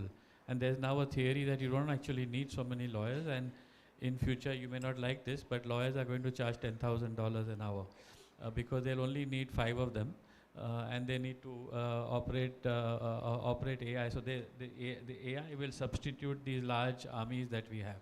Coming back to the approach to this topic as a strategic discussion rather than a risk discussion. Risk to sab hai.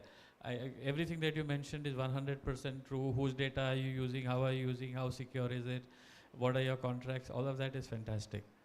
But in the context of the board, what would your advice be in terms of how should boards really table AI or Gen AI as a strategic conversation? So Cyril, in a board there are different committees, right? There is the finance committee, there's the IT committee, the risk committee, all of that. So I don't think we can keep the risk part of it completely out. What you say is very, very valid. Yeah, exactly. So what you say is very valid in terms of future ready when it comes to talent. What is the kind of talent we will really need? Even if you look at law firms, Cyril, today, loads and loads of lawyers, young lawyers, even mid-level lawyers are doing some fantastic research. You won't need that entire layer. And so I think one of the questions that the board is today also grappling with is that there are going to be job losses, there are going to be jobs opportunities, and it's going to go hand in hand. The opportunities will be for people who have upskilled themselves. From a strategic point of view, I think it will be important for a board to acknowledge that, to acknowledge the fact that ask the right questions, ask the HR team, what is it that you plan to do if there are going to be layoffs? And for the good talent already in the company, how are you upskilling them to make sure that they find themselves things to do and we can utilize them? Even in a law firm, while there may be 5 really good, and human in the loop, as we all know, I think is extremely important. Even in AI, it's never going to be a situation, I hope not, where everything becomes robotic. I don't think the human race will allow that. At some point it's not, and it's not feasible It's not something that's going to work. So a human in the loop will always be there. The question really is when and how much of that human in the loop is going to be there.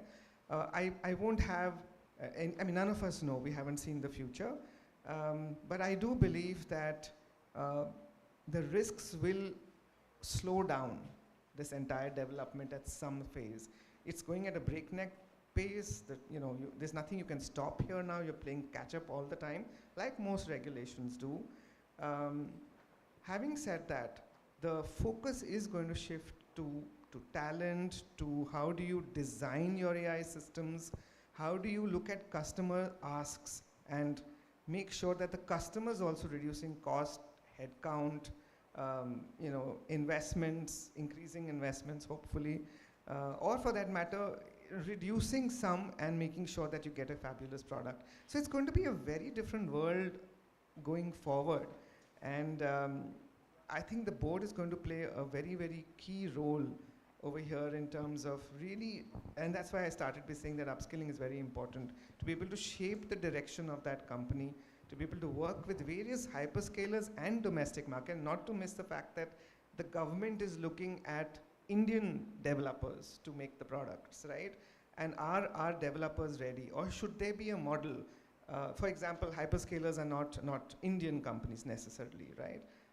The board should also be thinking about how can these hyperscalers actually work with Indian partners, right? To be able to make sure that the Indian partners come up. That's the only role, honestly, hyperscalers can play in the future. So I think this is the kind of thinking which is more futuristic, which the board should start doing. Thanks for that, and I think obviously flowing out of this, the connection between AI as a strategic tool or threat is going to be a number of further questions. What is going to be the shape of your organization? What kind of talent do you need? So I'm pretty sure that all organizations are, when they embrace AI, going to look fundamentally different. May I now come to you, ma'am. And as a financial intermediary, what do you see as the role of proxy advisors and others who are kind of, again, coming back to the gatekeeper question, as I talked of some of the internal gatekeepers, but the proxy advisors are again external gatekeepers as well. And I think they do play a role because they've been quite fierce in terms of as kind of external conscience keepers of India Inc., particularly in listed situations. What do you see as their role, both in a crisis time and also in normal times? Cyril, when you spoke about being a gatekeeper, as you rightly said, I feel that proxy advisors can you hold it closer? Proxy advisors can emerge as the gatekeepers of shareholders' sentiments. Because see, they have a unique advantage of shaping the voting outcome. Because what we have seen in the recent past is that the recommendations that the proxy advisors give, or the rationale for the reasoning that they give, most of the institutional investors try to align their voting recommendations on the basis of the recommendations or the reports that the proxy advisors are giving.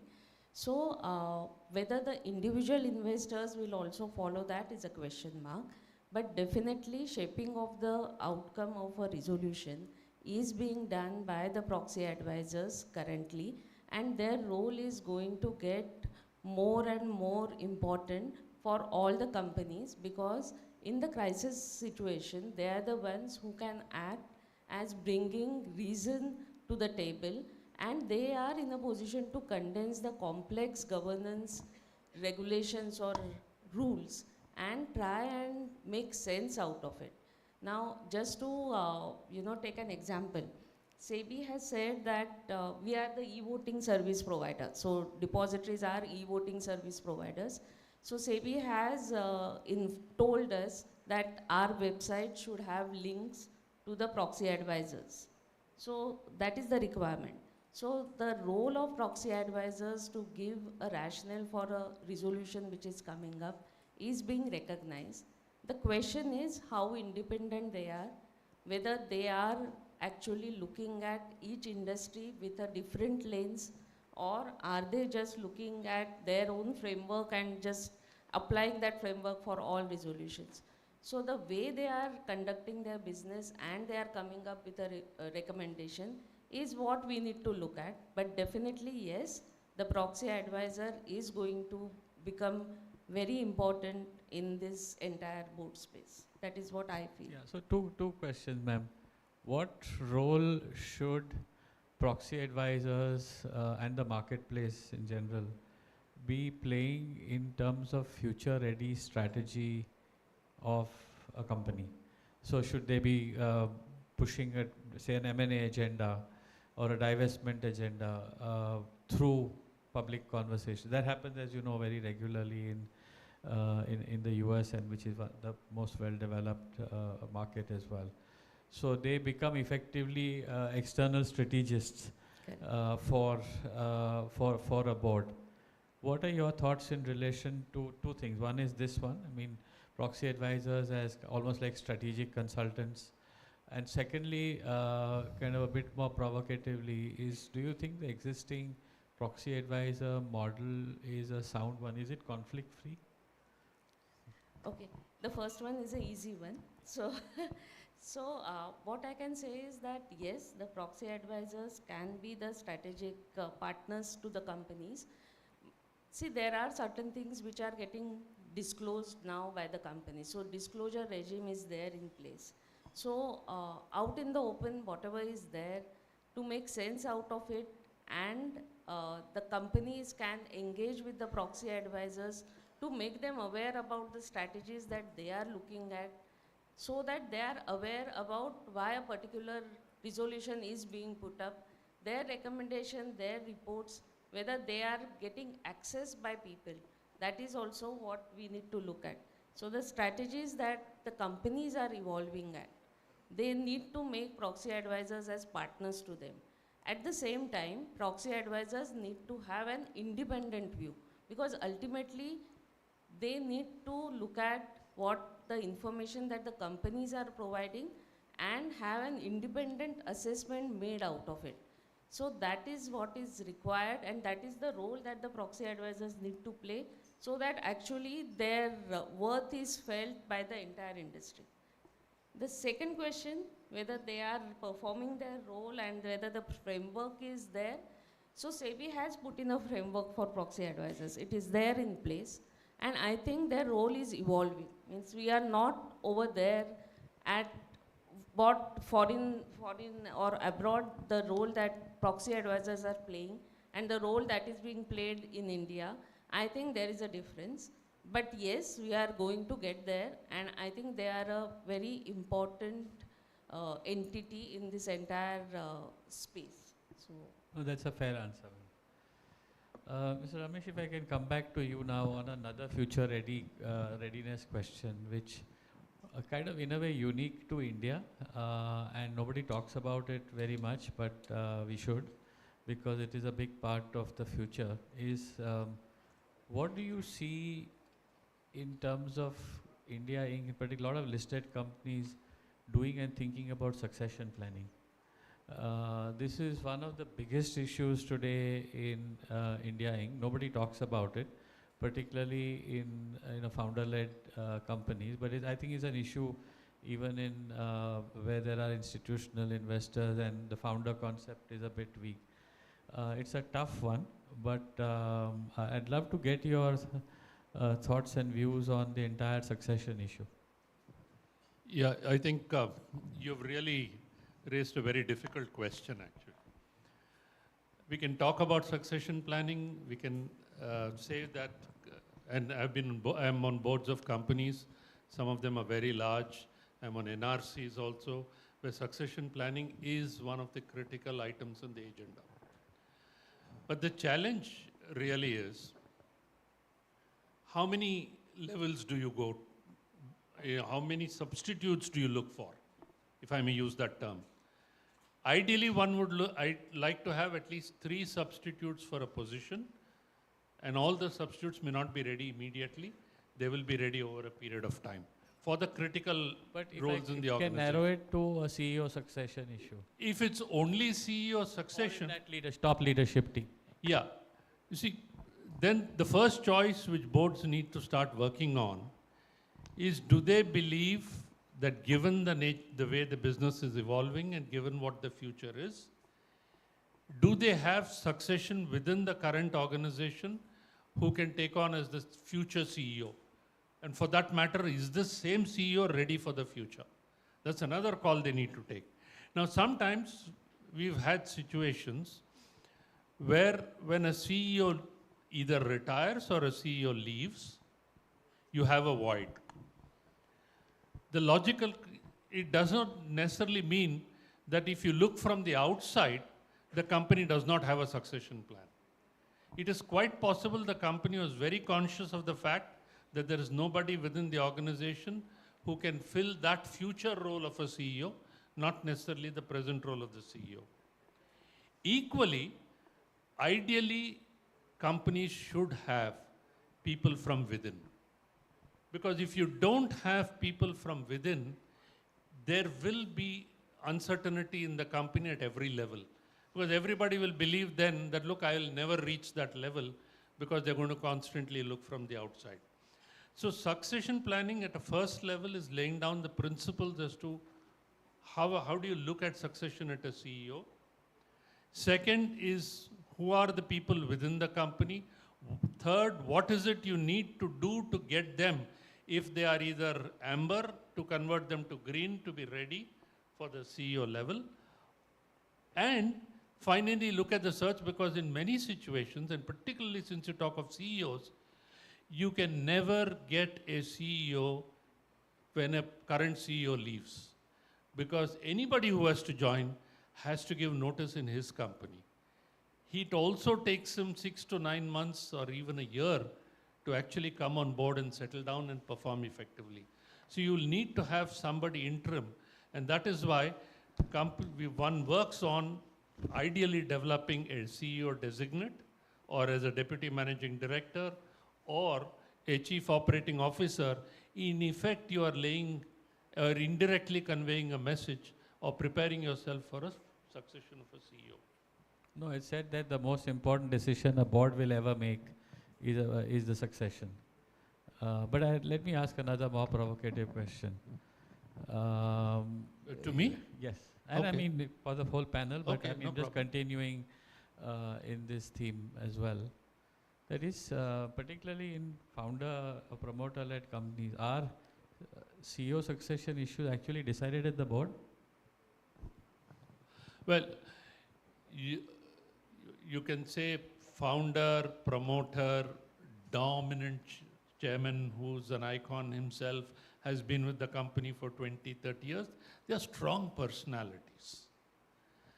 Now, a strong personality, let's not forget that anybody who is in that position has the interests of the company first, without doubt.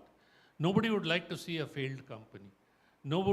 You may say, yeah, he would like a puppet CEO because he is a promoter. That essentially perhaps is the hidden message in your question, in a way. Or there could be complex families and all of that. And I think it partly becomes a regulatory conversation now, because part of the recent amendment to LODR was that you have to disclose some of these plans. Nobody does it, but that is the regulatory expectation. No, frankly, personally, I believe there is nothing wrong if a family member takes on that position. Who has the largest stake in the company? And that's point number one. And we've had these questions all the time when independent directors raise issues. Promoters tend to also think who's going to be most affected, and this was the discussion in the morning too, who's going to be most affected if the business goes downhill? Obviously the promoter, not the independent director. The least will perhaps... That is just one of the lenses. One of the, I'm just laying that also. Yeah. Therefore, to say that every time there is a CEO, you need to look outside of the family, and therefore... I'm not saying that. So I think, how do they come to that decision? Because is it really a board decision in reality, or is it a decision taken It's a combination. else, it's a combination of both. Yeah. It's a combination of both, because where you have a dominant promoter or a family-run organization, significant influence is definitely of the family, and there will be within the family, is there a competent person?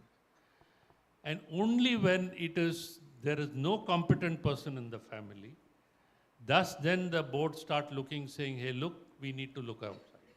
Or a person within the family may not be interested in that position. So it doesn't happen overnight like that. Then ultimately results in a sale of the business. I mean, we know many cases where... Correct. It doesn't happen overnight. All I'm trying to say is that is part of a succession planning. Even a family member is first inducted into the board. Family member is inducted into positions. As you know, in certain old Indian families, a family member started at the lowest level in an organization and operated out of various businesses, even in a dark section, as they used to call it, the sorting section of mail, so that he understood how the business functioned before he came on to a position. So it's part of that succession planning dialogue which continuously has to happen in the board. And even the promoter, you have to assume, and this is the question we always ask, what if somebody is run over by a bus? That's a crude term. But that can happen even to a promoter or a dominant person.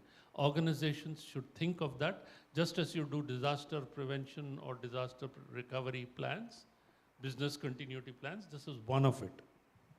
No, I agree, and I think this question, the answer to this question is a holy grail. Nobody has yet found it, and probably it's one of the most difficult things that boards have to deal with. I just add to that.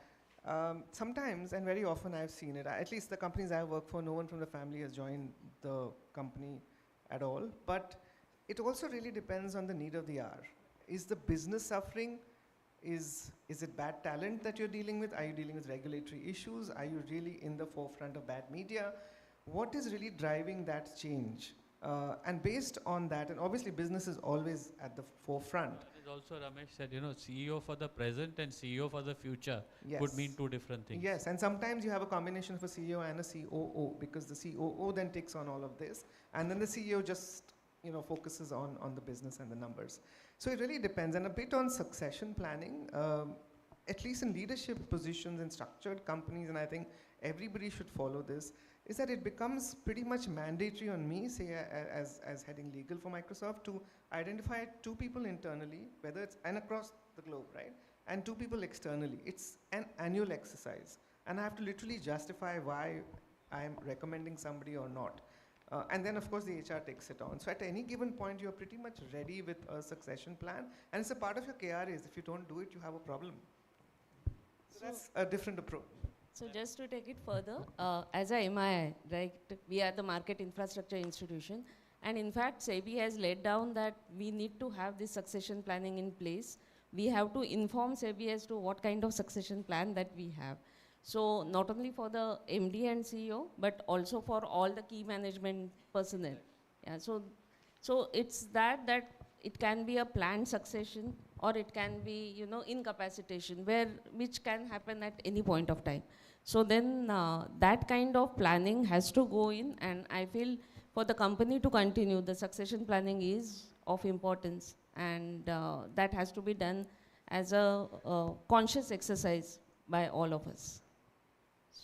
So I agree. I think we kind of looked at this issue from various angles. I don't think we found the answer, but we won't in any case, because it's a both strategic, emotive, and legal question. And I think the important thing is just for future readiness that you need to have an approach to this question. Whether you have a specific answer or a name or not is different, but at least a approach towards how you will deal with it. If I can come back to the AI question again. Jyoti, what would you say, how would you predict of how AI is going to sort of develop, particularly generative AI is going to develop over the next 5 years, and what do you see as the impact on corporate India? So I think the first thing is I want to spend a little time on this whole futuristic piece, especially on cloud. I think today most data is, let's go one step before that. Data is not centralized. In most organizations, it's distributed, all over the place. I think the first step towards the future is really getting your data together in one place. Only then can really AI get, used in any or implemented in any manner. The second thing is on-prem. The kind of threats that on-prem data has today is something people, you can't imagine the threats also. So it's very important for people or for all the professionals today to understand that data has to move to cloud. That is way more secure. I'm not saying cloud and all of that doesn't have breaches, but between the two, the more necessary evil is really moving data to the cloud. So I see one thing for sure, that in this whole AI world, data will reside on the cloud. It will get very, very important. It will get regulated. I saw the entire rise of the telecom regulation, right? From a very basic to the 2G, the 3G, the 4G, and on and on. Extremely complex regulation. It got really well entrenched with business, and I think that's what's going to happen with AI also. Yeah, I think we're on the threshold of that. Yeah, we are, totally. India is a little more complicated at this point of time, even though we have light touch regulation, self-regulation, but we have different states coming out with frameworks. So it's, and there are some conflicting views on certain topics, say, between sectoral regulators, which is complicating it even more. So the future really... Financial sector in particular. Financial sector in particular. We are trying, we go and we try very hard. And the world across, by the way, the financial sector has moved to the cloud and is using AI extensively. And this is also a part of Future Ready Board. The board should be predicting regulation. Yes, absolutely. And in fact, they should be following regulation. There should always be like a 10-minute session on what's happening in which country and where is India really headed to. But in the AI space, more confusion, laws will make things streamlined. But I think the attitude of everybody needs to be that look at all the benefits and look at all the controls that you can put in place, because the potential for harm is really very, very high. So more and more legal law firms are going to come up, tech firms, I mean to say. The lawyers are passing out of law schools and not necessarily doing law anymore. They're just going straight for the tech side. So that's an interesting development, and you'll see every industry or every profession going through this transformation. So before I open it up for audience questions, any final words from Mr. Ramesh? No, on the AI piece, I think businesses today are like deer in the headlights in front of the earth. They are dazzled. And this AI is a very loose term. It's not, some call advanced analytics as AI, and just because they have data and it's in certain form. Some use robotics, they confuse with AI and saying we use AI in our business. Some have autonomous systems, sure. But I am not sure businesses themselves are clear as to what the future will be in AI, except for the fact that there will be disruption. And they will be disrupted. Which parts of the business will be disrupted, how they will be disrupted is still evolving, and regulations have not yet caught up with that pace. And that is why it is important for everybody to start looking ahead and preparing for the future, saying, what are we doing today? Will we be doing the same thing today? Will it be different in future? Are we ready for that future? What if? And that is those are the sort of discussions and time people need to spend upon and understand, rather than AI today may move to artificial general intelligence, AGI, to artificial superintelligence, ASI. We don't know in what time frame. But one thing we know, that AI is here to stay and it's going to disrupt. And it is not the AI which I know of, which is Air India, whose board I am in, and that's the only AI I know today. But the rest of the AI I know is evolving. I also don't think litigation lawyers are going anywhere. There's lots of work coming up. Just one thought, that what you said, that whether the AI will replace humans, So I think that when we all started, some few years back, when the computers were new, when the computers had come in, we thought that the computers will replace humans, but it has not happened. It has in fact opened up new opportunities. So I hope that AI also opens up new opportunities. And what is more important is that we need to upskill. So if this upskilling doesn't happen, then there will be people who will be left without jobs who have not upskilled themselves. But those who are upskilling, they will always find new avenues. So I don't think AI is something to be feared about. I feel that we should be excited about AI and embrace it with the guardrails around it. So that is important, and I think the regulations will have to do that. So that is of utmost importance. No, ma'am, I'm also an optimist, but only time will tell in terms of where this lands up. There are many views on this. Harari has called AI actually an alien power, which is going to take over human civil. But we don't know. At least in the near to mid-term, I think AI will provide more opportunities. In the real long term, it's anybody's guess of where this conversation goes. So we have time now for about 5 minutes to take questions from the floor. Happy to do that. Yeah, take a mic and state your name.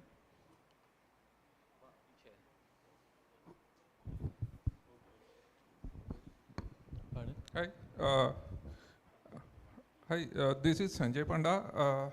I was deputy CISO for Tata Group, and lately in the tech company. I am a legal by profession.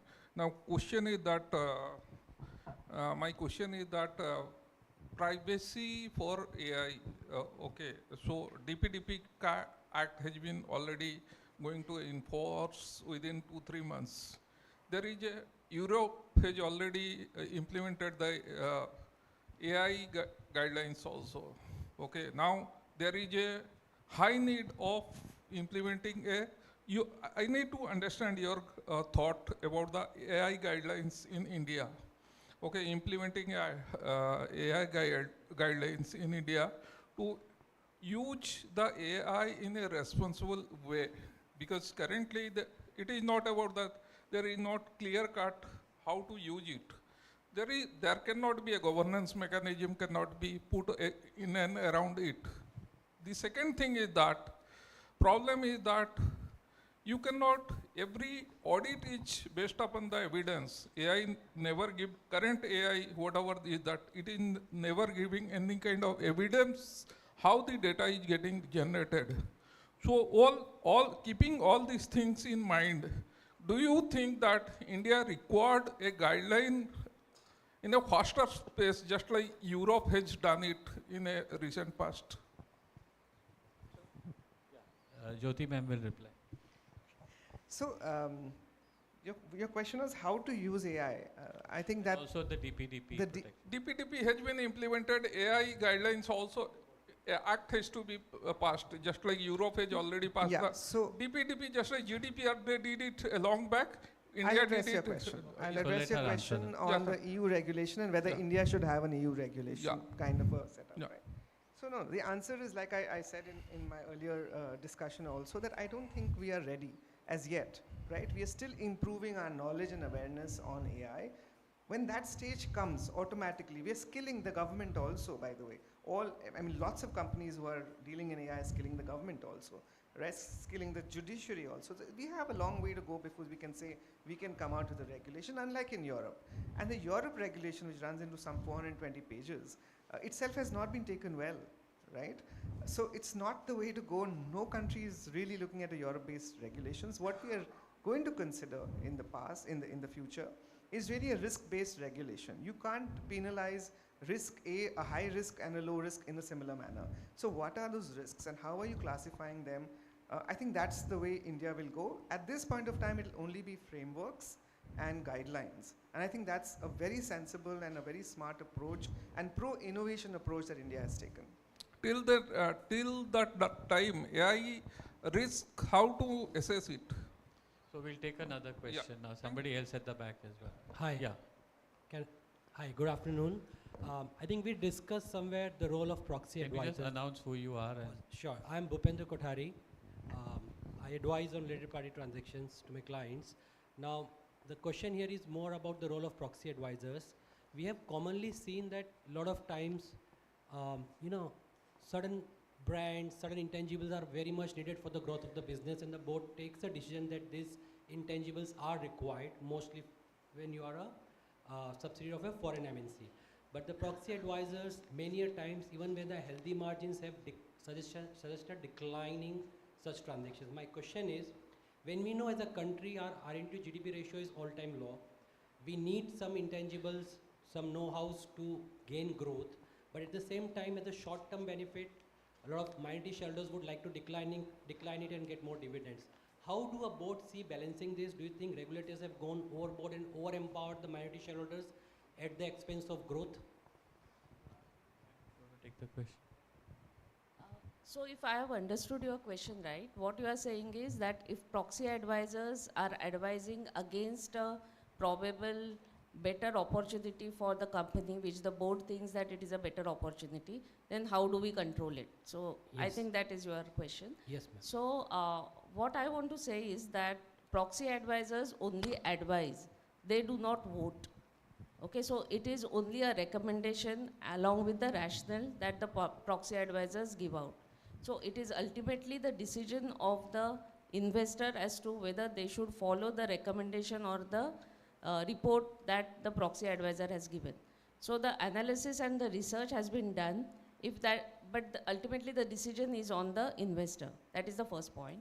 Second point is that the companies also can engage with the proxy advisors and can inform them about their rationale so that the proper research goes into any recommendation that the proxy advisors are putting out.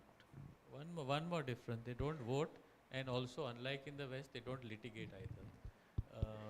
Because otherwise, like an activist fund, based on proxy, they would actually file a case. Yeah. That is, so that we have that missing piece as of now. That kind of completes it. But even then, the proxy advisors are quite a noisy lot. Last question. Yeah, this one over here. Yeah. Hi. Can I? My name is Ankit Utreja. Myself Ashok Agarwal, working in this Pro India leading IT discovery practice. I was attending one of the Google workspace offering like ChatGPT and lot of offering out there. Question is that security related. When any ChatGPT or any Google workspace say share your screen, the moment you share it, go to the local LM, means where they have a repository of all the their response library. So knowingly, if we do, the moment we start sharing, then your entire data is processed by somewhere else, maybe that they are offering SaaS platform. So in that context, using AI in context of security and improving your process efficiency, or what is your view, security versus enhancing the process efficiency or the customer experience? Jyoti ma'am has picked up the mic, so she's going to answer. I'm just it, going to and answer this is the last question. One aspect of it, Cyril, you can add. See, ChatGPT you mentioned, it's open source, right? So, and you have to understand that when it's open source, then it's open, right? And that's a choice that you make when you decide to use it. And I think the terms and conditions and transparency around that is pretty clear. If you are one of those who wants to have a pocket of privacy on the data that you have, then don't go to ChatGPT. Please go to other service providers. Sitting here at Microsoft, I can say a lot of things around Microsoft products here, but I don't want to advocate for that. But what I'm trying to tell you is that there are many, right? Please choose your service provider or your vendor correctly, and build those guards around that. So I'm just addressing one part of the question. I don't know if there was any. Okay. No, I think that's fine. Yeah. So the okay, same just one question here in the front, and that's it. Hi. I'll be very I'll be here. very specific here. So how do board members or key managerial persons in an organization leverage the good things of AI to enhance the governance and compliance and reduce any risks or possibilities of a fraud?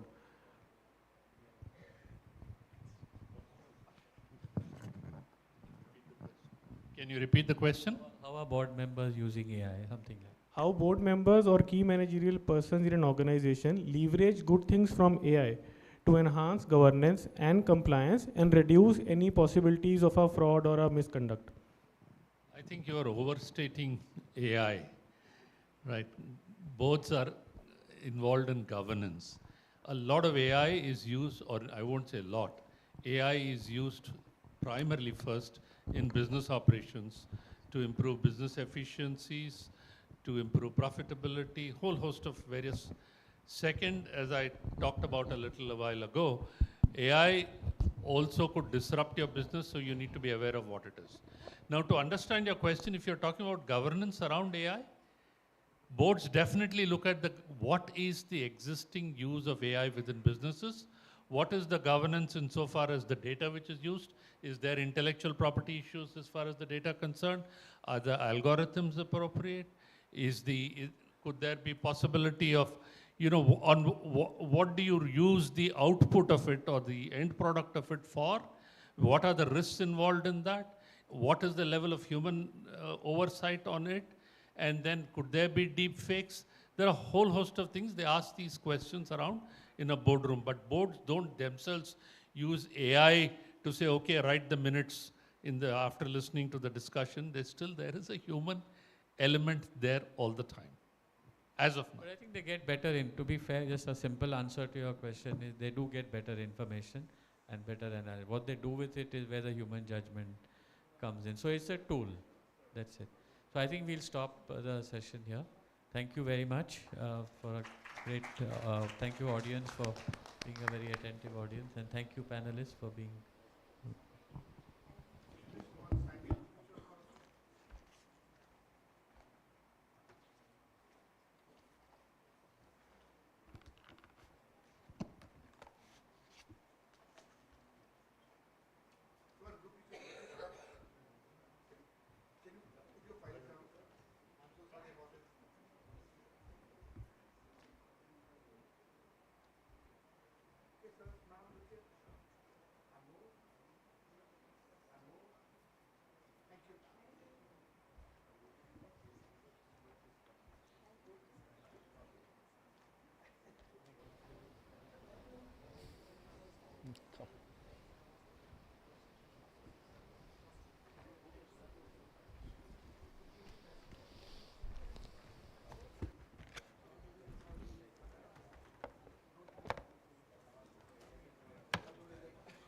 We'll be beginning with our last session for the day, the changing dynamic of geopolitics and governance.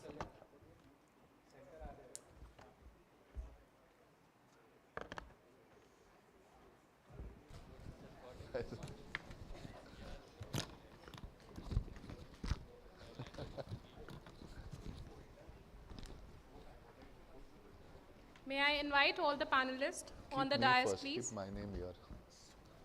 Yeah.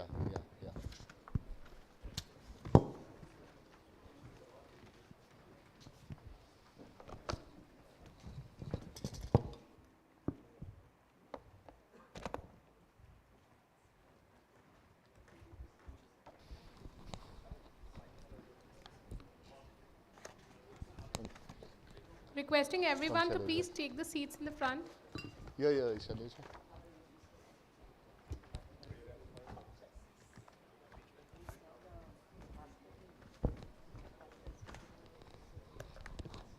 The session will be moderated by Mr. Anthony Crasto, President, Assurance Practice and Chief Strategy Officer, Deloitte.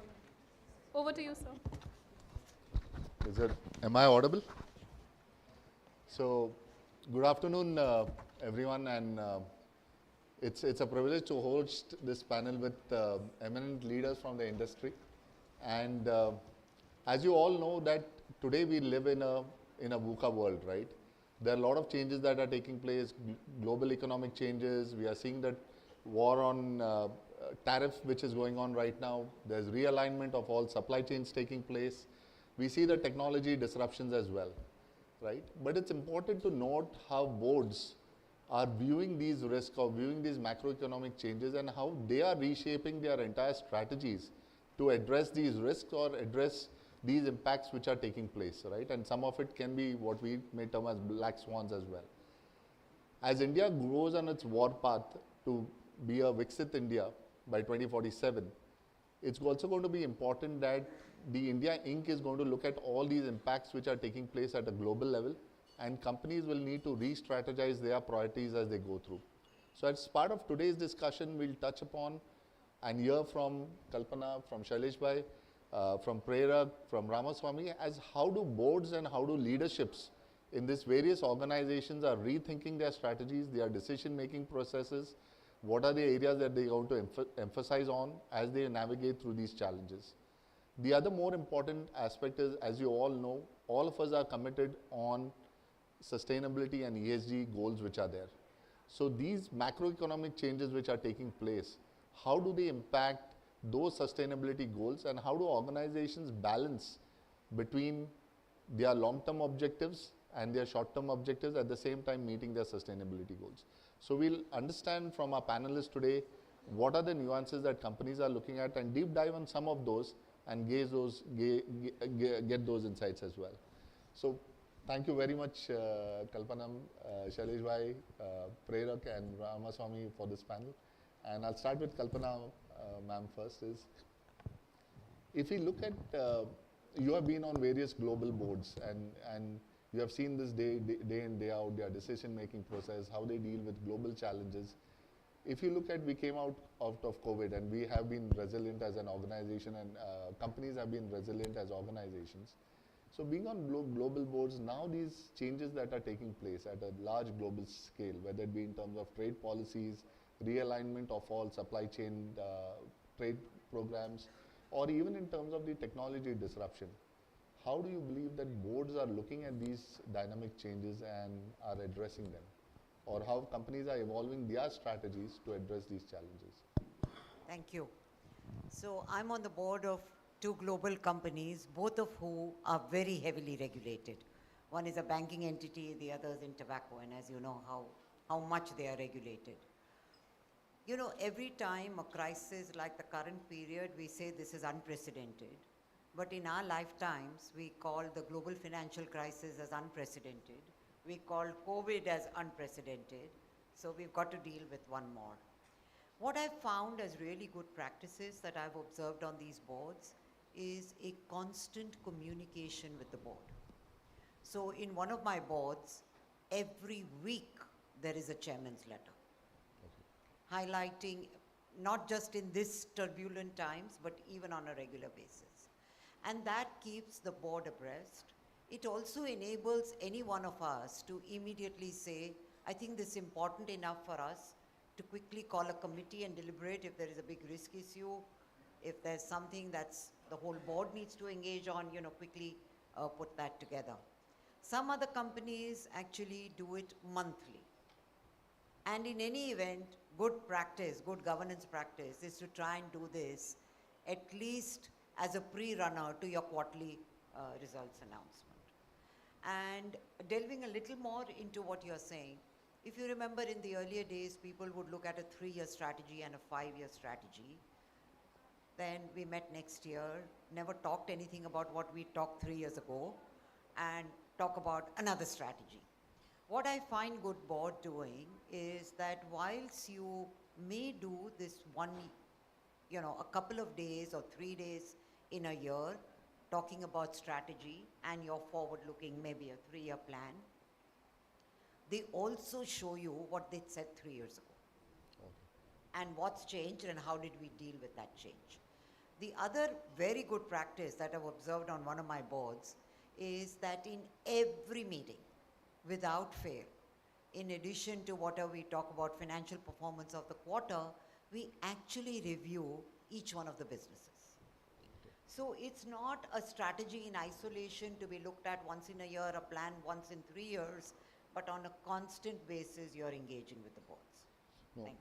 You touched upon a very important statement, ma'am, because today when we look at various organizations, they start looking at a 5-year strategy, right? Or I know some companies have prepared a 10 by 10 strategy, but I think all of that is going to be out of the window, because today when you're looking at strategies, as you rightly mentioned, 3 years, or you have to look at it live every period on period, to how do you recalibrate all of that as you go through, because these situations are going to come in, right?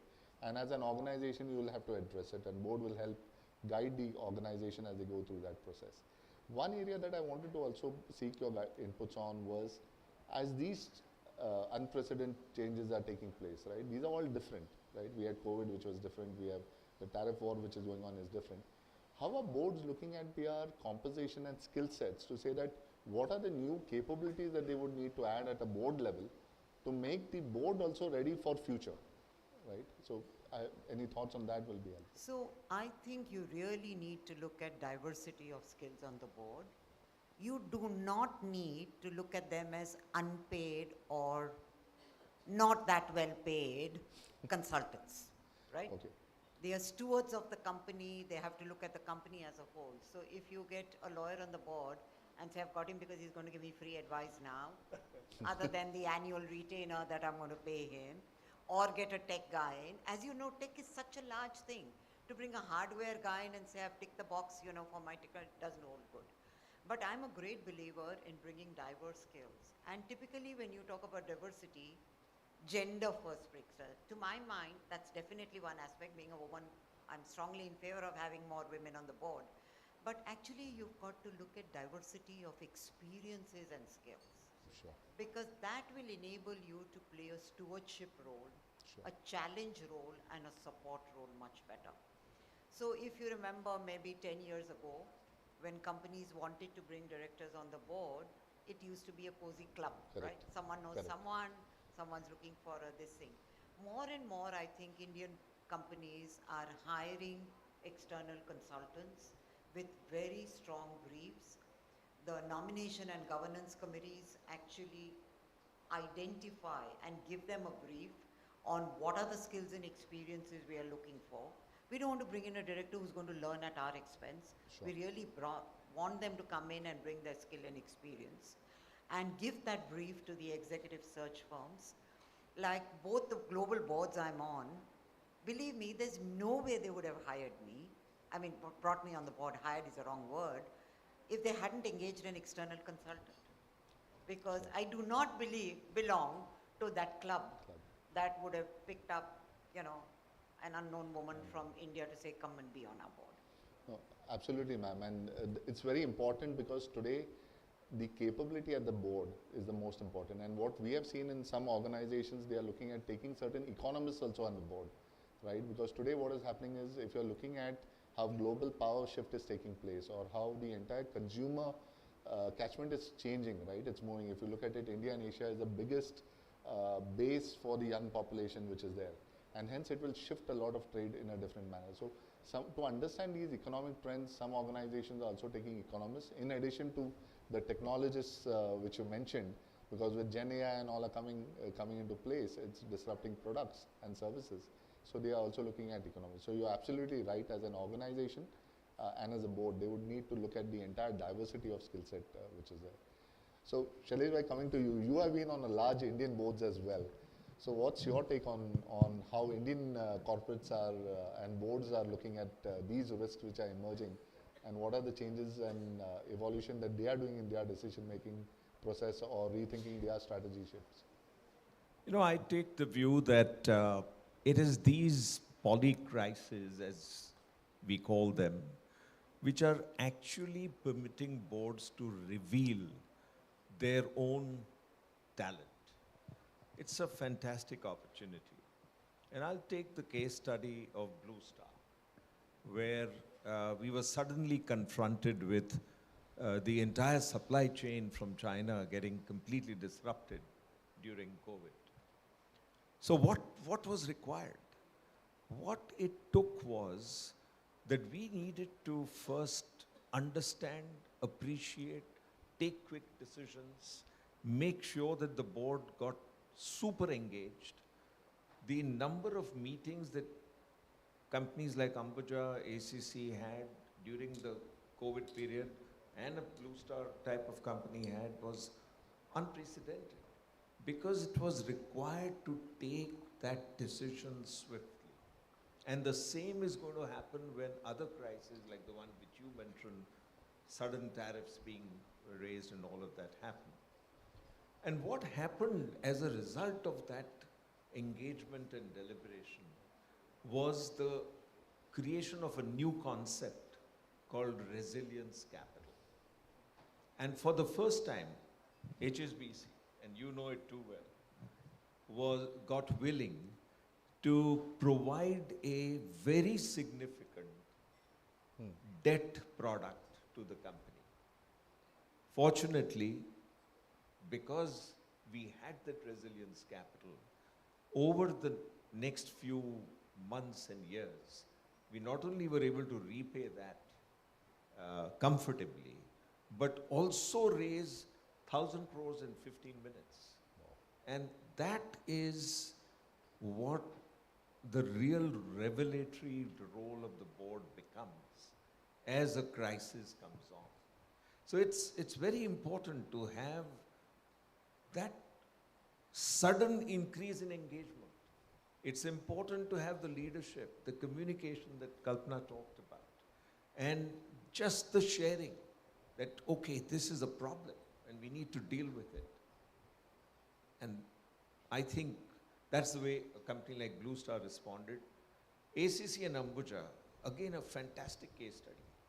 They made sure that it was safer, not only for the worker to think that coming to work was safer, but his family also believed it. His or her family believed it.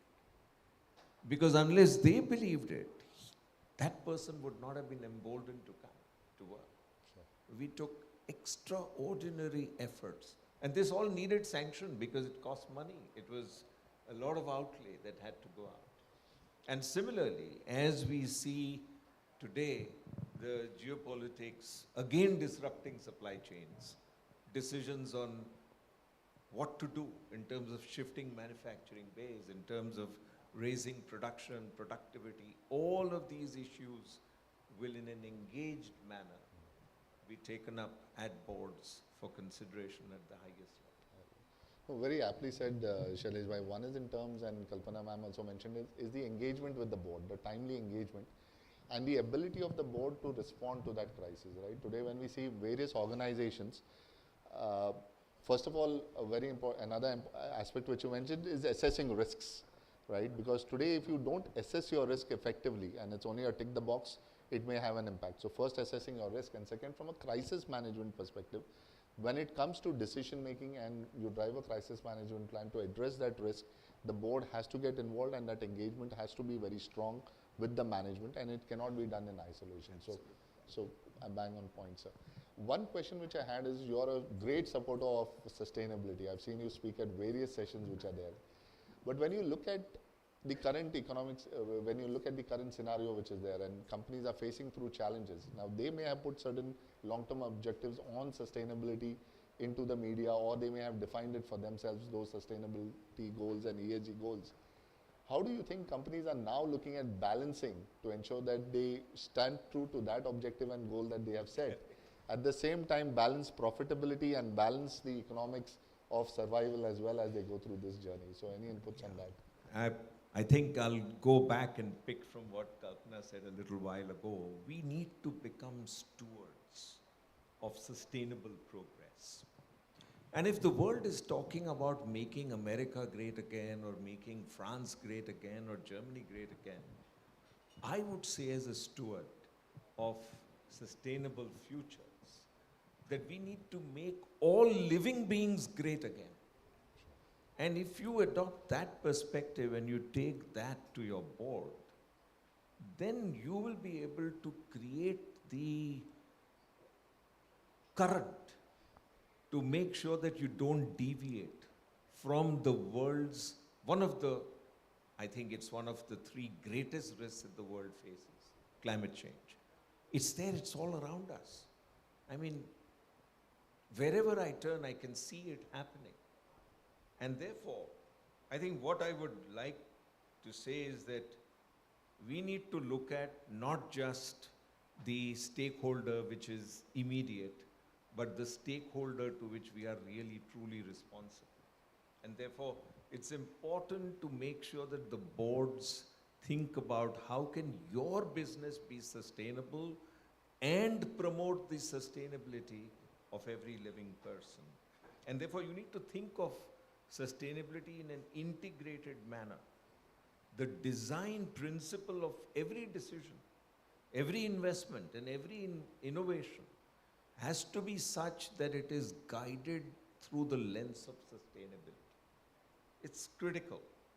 And it has to become core strategy. You can't say that, oh, now we are going to discuss sustainability. We have stopped doing that. There's no separate agenda. The lens of the board has to change. And that's what we are driving at. I mean, I'm chairman of a company called Continuum Energy, which is putting up 8 gigawatts of renewable power. And for us, the biggest lens to look at life from is sustainability. And that's what I would say is required in almost every company. Because it is only then that you can become stewards of not just your own sustainability today, but intergenerational sustainability. And this has to be done through technology. All finance will be green finance. Let's not make any mistake about it. We have Ramu here from HSBC, and he will tell us that there's no bank which will get ready to fund a new coal mine. I can't think of any bank in the world which will do that. So what is going to happen is that we need to latch on to this as the lens through which we think. Global South has become the vanguard. Look at it. In every field, the Global South has become, which includes India in a big way. We've shown leadership. We showed leadership in the Solar Alliance. We showed leadership in AI. We are now showing leadership in quantum. And so that's where the new playbook is emerging for boards, which is the playbook of courage to look at sustainability as your key lens through which you will take all decisions. And this is the way to build trust, which is the publication that AI released. And to bring together, AI will deliver through sustainability far larger profits than you would otherwise. And if that conversation changes, you will not need to do anything special, no special agenda on sustainability. It will happen because it must. Very true, Shalibhai. Prerak, coming to you, don't want to put you in a spot, but I know you have advised various organizations on very difficult matters when they face these kind of scenarios. So if you were on the board, and the board was, and the organization of a board of a company, and the organization was facing this sort of a challenging scenario, what would you do? Thanks for the question. I was just thinking when Shailesh Bhai and Kalpana ma'am were talking, and the thought that came to me, at least what we've seen in the last maybe month or two, is that there are decades when nothing happens and weeks when decades happen. So the question is, if you are a board member, what did you do during the weeks, months or years or decades when nothing happened? Did you prepare, or at least attempt to prepare, or ask the questions that enabled you to prepare for the weeks when decades happen? Ultimately, as a lawyer, I have to bring both an insight, both coming in from someone who's advising the board, as well as if I am ever on a board, which I'm not, by the way.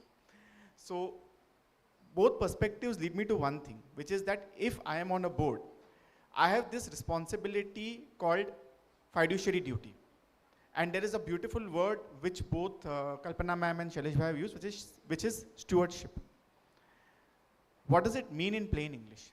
What it means in plain English, at least the way I understand it, is if it were your business, or if it were a business that you were running, what would you do to run it in the right manner? Does it mean that you don't take decisions? Does it mean that you got paralyzed, you look at the risks and you say no? In fact, not taking a decision is also a decision.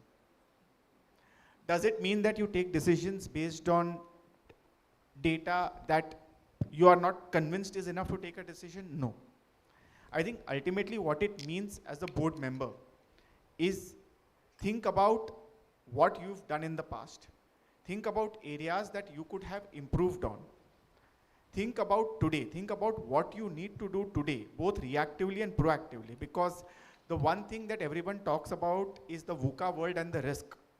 The one thing that I don't hear enough about is the opportunity. Because I think the opportunities that arise today for businesses in this environment are phenomenal. It's simply a question of, have you asked the question? Have you asked the question, what is the risk? What is the opportunity? What are the alternatives? What is it that you need to think about? And then take a decision. And lastly, the key point ultimately underlying all of this. As a board member, you have liability, everyone knows it. If you were running your own business, you would have the same liability even more. As Shailesh Bhai has beautifully mentioned, sustainability is now a part of the lens from which you look at it. So don't think about liability as a separate issue. Oh my God, what will happen if this goes wrong? Oh my God, what will happen if that goes wrong? If things don't go wrong, you're not in a business. Then you shouldn't be on a board. Things will go wrong. The point is, what did you do to think about it? What did you do to document your thought process, your decisions? And if things do go wrong, what are you supposed to do now to either rectify it, undo it, change course, or think afresh? I think, frankly, that is it when I advise boards or when I speak to board members. That's what I always tell them. It's actually fairly simple, but to implement it takes a little more than just a checklist. It takes deep thought. That's all. Thanks, Prerak. And I think one example which Prerak mentioned to us is considering the new changes in tariffs, right? One organization decided to set up another manufacturing facility in another place where the tariffs would be lower.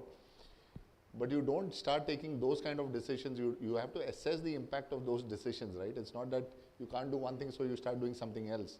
But will that decision impact the long term for the company? How it will pan out? You need to assess those, and that becomes important as well. So Ramaswamy, coming to you, you have been the Chief Risk Officer for HSBC, and you would have definitely seen a lot of risk coming through and going by, right? And if you look at FSI as a sector, that is the most volatile, ever-changing, regulatory changes coming into place. You know, you're always on your toes. So, considering these situations, how do you see the risk management framework within HSBC or within various companies with whom you would interact with? How are they changing? How are they adopting to new ways of looking at risk or managing risk or, you know, even mitigating risk?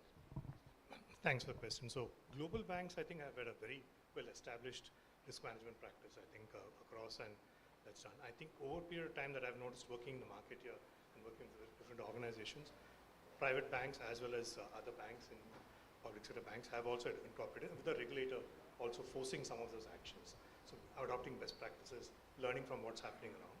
So banks, by nature, are risk managers. I mean, we do stress testing even in good times. So, you know, we do. I mean, no doubt those stress tests didn't feature something like COVID, but that was a black swan kind of event. But then we add that on today to say that if 50% of our staff don't come to work, how do you manage? So these are things that we knew. Normally we do that when we assess credits. But what we're starting to see with some companies, like I've seen an engineering company appoint a chief risk officer, which was not the case till a few years ago. And when I asked in a meeting why was that, they said, see, we deal with states. We bid for their projects. Does the state finances support us to pay for the projects we pay? So they're looking at risk management from concentration, risk management from payment. It's not about the execution risk because they know how to build a bridge or build a metro. The question is, can I get the money? So risk management, I think, is just banks have it as part of their DNA, but I think corporates are starting to adopt it because it's required, because you have geopolitical, you're going to invest in a different country, you're investing in different markets, you're taking on different competition. So having a strategic thing, there used to be always a strategy manager, but a risk manager is a bit more applying logic than passion. Sometimes in strategy you're applying more passion to get the numbers. So risk managers are required and can be good advice to the CEO, to the board and the management team. So companies also are, some of the companies we've seen have adopted it. Pharma companies have done it in the form of certain, but they know the FDA rules, etc. So I think it's important that risk management is not only left to banks at one point, it used to be. It needs to be looked at how it adds value to a corporate entity because it's quite wide.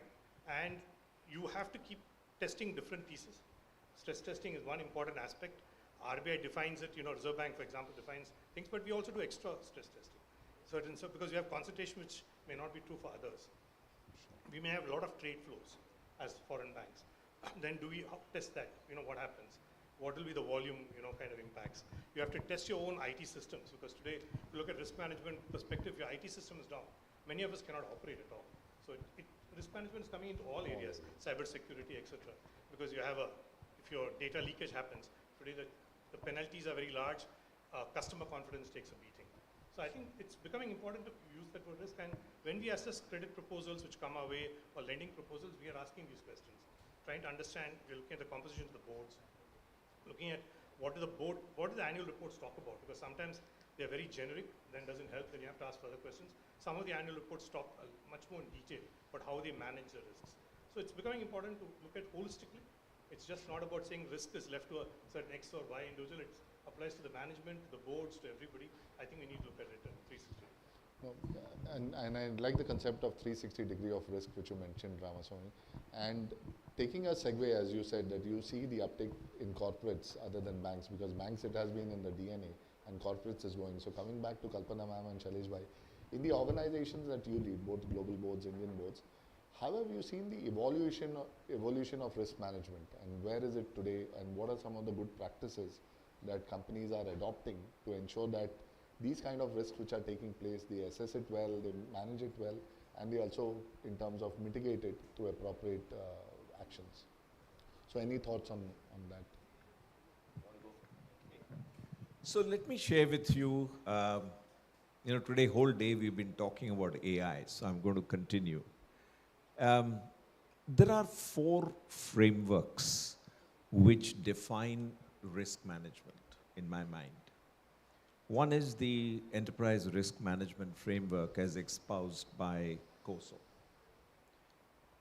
COSO is a fantastic framework which what we did was we ingested it into Gemini and for some purposes into ChatGPT 4.0.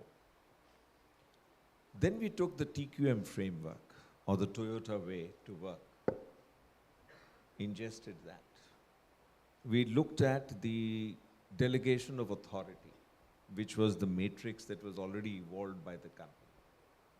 And then we took the entire internal financial controls, which, every company, as a result of Sarbanes-Oxley, you remember, we all did huge assignments in creating all of those ICOFAR kind of checks.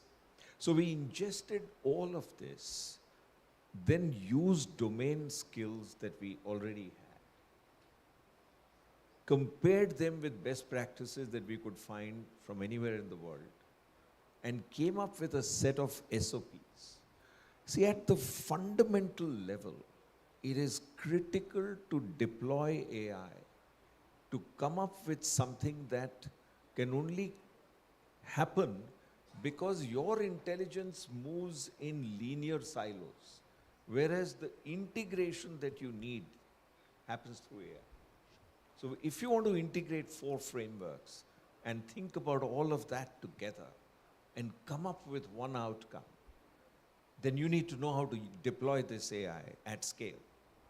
And what turned out was a set of SOPs that were served on the device of every individual.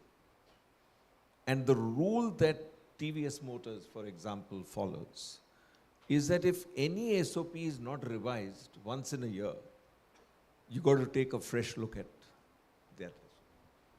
So you need to make all of this reviewable and update it as soon as a new regulatory change or anything else happens. Now you simply can't do that by doing your old ways of documenting SOPs and stuff. It has to be digital, it has to be live, it has to be reviewable, it has to be upgradable, it has to be immutable. All of this cannot happen without deploying AI. True. So that's my perspective on how to bring in risk management in a way that's very practical and useful. Yeah. So your take, ma'am, on risk management evolution? Just very quickly, I think one of the best practices is really to adopt what banks are required to do. We have to do a constant stress test, assume everything that's going to go wrong will go wrong, And therefore, what is your resolution and recovery plan? And you know, you started with uncertain times, supply chain disruption, the tariff world, etc. I think probably every company needs to run their stress test. Just don't leave it to the banks to run it. I know we are the lifeblood of the economy, but you have to run it that way. What if it were your supply? What is your supplier concentration? What if that supplier is unable to supply, or it becomes prohibitively expensive to source from it? What's your plan B? What's your plan C? And I think banks have a great playbook. So Ramu, you might want to start an advisory on actually risk management practices for your clients. We'll ingest it into our risk management. No, that's true, Kalpana, ma'am, just because banks have an evolved framework. So stress testing is one, and second is value at risk. Banks do it very well where they look at risk and are able to determine the value at risk and the impact to the EBITDA or impact to the top line which is there. I think from a non-banking organizations, they also need to move to value at risk, because if you look in the UK, the Financial Council Regulation Council which gave guidelines is boards have to sign on a viability statement, and for them to sign off on a viability statement, and they have to give a period, right? Whether this organization on which they are as board members, is it viable for 3 years, 5 years, 10 years, 20 years? So they have to give a time horizon, and when they have to do that, they have to start assessing risk effectively and doing the value at risk, right? So within the Indian scenario for these kind of risk which we see, the unprecedented impacts, we are still not matured our risk management frameworks. In certain organizations they are done well, banking exceptionally well, but in many organizations still they need to improve it to a level of doing value at risk and stress testing, as ma'am mentioned. Very true. My last question is a question to all of you all. It's the same question, but individually I would like an answer for that, and then we'll open it up to the audience. So starting with Prerak, with you, with your lawyer experience and your interactions with various boards which are there, what do you believe, and similar questions to each of you panelist members, is what are the top 3 risks which you see for an organization which is there in India and global, the top 3 risks which come to your mind? Thanks, Anthony. What I will do is I'll defer to the experience of Shailesh Bhai, Kalpana on what they see on the boards. Being on the outside, the way I think of the top 3 risks, Anthony, is if you don't follow the basics. There are some like climate change which are going to remain, there are some which come and go. But the risks that come at you come from generally from external sources. So the top 3 risks, the way I think about it, are internal. One is, and I have a few acronyms, so it may be more than 3, but it's 3 themes. One is KYC. Do you know your company? How well do you know it? How well do you know the business? How well do you understand what makes it run, what can stop it? Second is KYM, know your management. Assuming that you are a non-exec or an independent of the board. How well do you know the individuals managing the company? And management does not only mean the MD and CEO. The management does not only mean the CFO. The management means the key bunch of individuals. Now, the number may vary depending on the company size and complexity. How well do you know the management? How much do you interact with them? How well do you know the supply chain head, the procurement head? How well do you know the general counsel? How well do you know the compliance officer? How well do you know each of the individuals who's handling a function where if things blow up, you don't have a business, you don't have a company? How well do you know your management? And the last one, which is how well do you know your board? How well can you honestly look at it and say, does the board have enough to run this company in a responsible manner as a steward? I think as far as I am concerned, because a lot of the external risks, there are much more experienced individuals than me who can speak to it. I'll stick to the internal risks on what I think the boards need to be able to at least start thinking and preparing for it. Because I think right now we are reaching there, but I think there is still some work to be done. Thank you. Thank you. Kalpana. So I think much as I would like to call it geopolitics, I'm going to actually say regulatory risk, because in some way this tariff is a tax on us, right? So war will be slightly different, but so I would say regulatory risk because it's constantly changing. So that I would put as one. Second, I would put as cyber risk, because we all got so excited by the turn of the century on what the new interconnected world and internet could do to us, and then 5 years later or 10 years later, we all started worrying about cyber risk.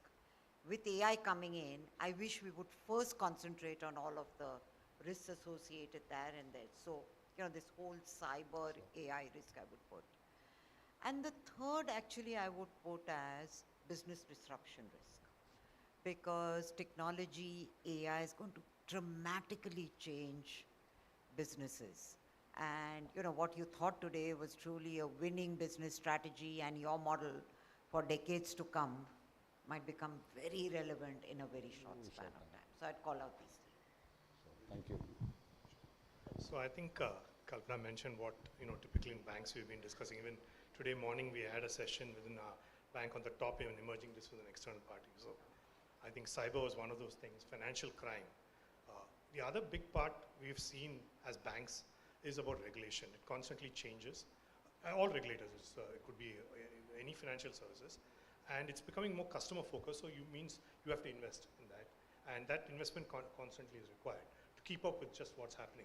And as digital penetration increases, that investment becomes higher. So that's very important. I think sustainability is going to be a very critical factor, because we assess that risk very closely in the banks. Is a business may get shut, which is doing extremely well because they violated an environment norm, or the whole world has changed, like Shailesh said about coal mining. So clearly assessing that, so sustainability becomes critical, so we do factor that in quite a lot into our assessments. And the third is geopolitical, depends on the kind of company you're dealing with. I think the top tier risk could vary depending on if it's a bank or it's a company, but some of these are very common themes. And if you're a very domestic company, I think you're okay. But if you've got an international business, then geopolitical today is too important to not assess. So I think it's an evolving situation, and I've only seen it over time is that you cannot just stick to the three. You have to evaluate it once a year earlier. Maybe now you have to do it once in 6 months. Things are changing much faster. But surely once a year you need to get your top team together to assess it, take the views, and then to start focusing on that. Excellent. Anthony, you mentioned risk, and I think Ramaswamy mentioned 360 degrees. So I will talk about opportunity rather than risk. So at Swiggy, for example, we discussed, and somehow the insight came to us that all commerce will become quick commerce. And if that is true, then it is important for us to actually establish Bolt, which gets you your food delivery in 10 minutes. Absolutely. So that is a breakthrough opportunity, which now all of you, I don't know how many of you have Bolt on your this thing, but it's an amazing service. I mean, for you to get food from restaurant of your choice in 10 minutes, it's just phenomenal. And, I was speaking to Mr. K.V. Kamath, and he told me, go back to Swiggy and tell them that they've truly transformed the way we can live.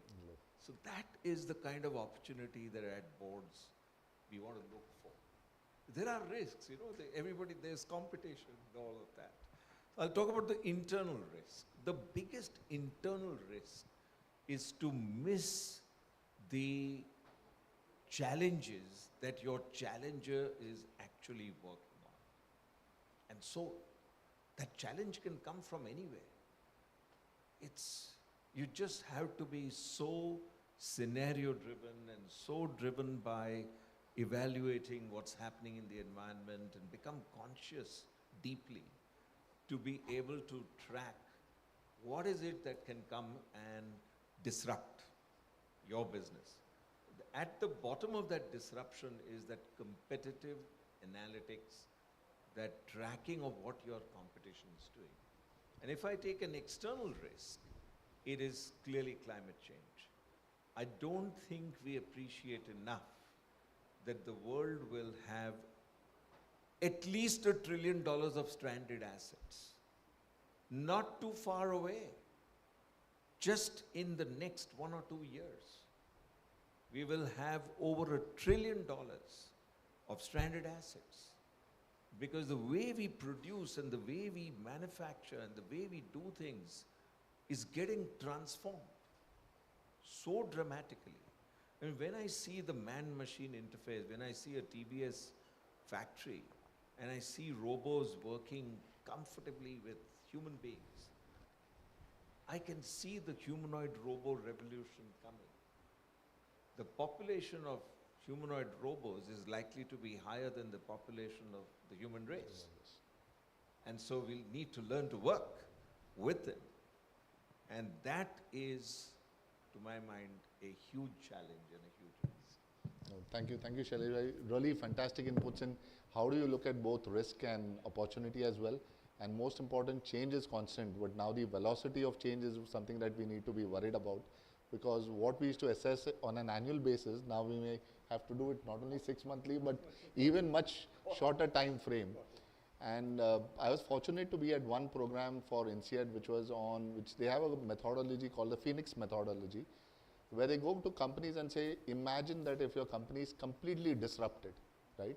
If someone comes and tries to disrupt your company, what will be those areas? Complete disruption, it's annihilation, right? Your company is shut off. And then you reimagine your organization, reimagine your company as to how are you going to protect it. So it's both attack and defense scenarios that you do, and you'll come up with really different type of risks which are there. So that is a strong methodology, and I see that most of it is embedded where you're looking at both attack and defense scenarios in what our panelists talked about. So I'll take a pause here and I'll open it up to the audience. We have time for a couple of questions. So if you could please hand over the mic, state your name and organization and the question which you want to ask and to whom, please. Can we have some mic there, please? Yeah, I am Lakshmikant Gupta from Risk Pro India Ventures. I'm a risk management consultant. Now here the question is, can there be an indicator or alert for geopolitical risk, which may be movement in the rupee dollar or pair of foreign currency or oil price or gold or anything? What are the best indicators which may guide on upcoming geopolitical crisis? I think it's a tough question because, it's only depends on the company you have. You have to have some early warning indicators. No doubt currency is one of the things that you say that's a quicker reacts. I think gold price going up is a great, if you look at it in recent times, the money is shifting towards gold because the geopolitical risk is high, so people are going to safer things.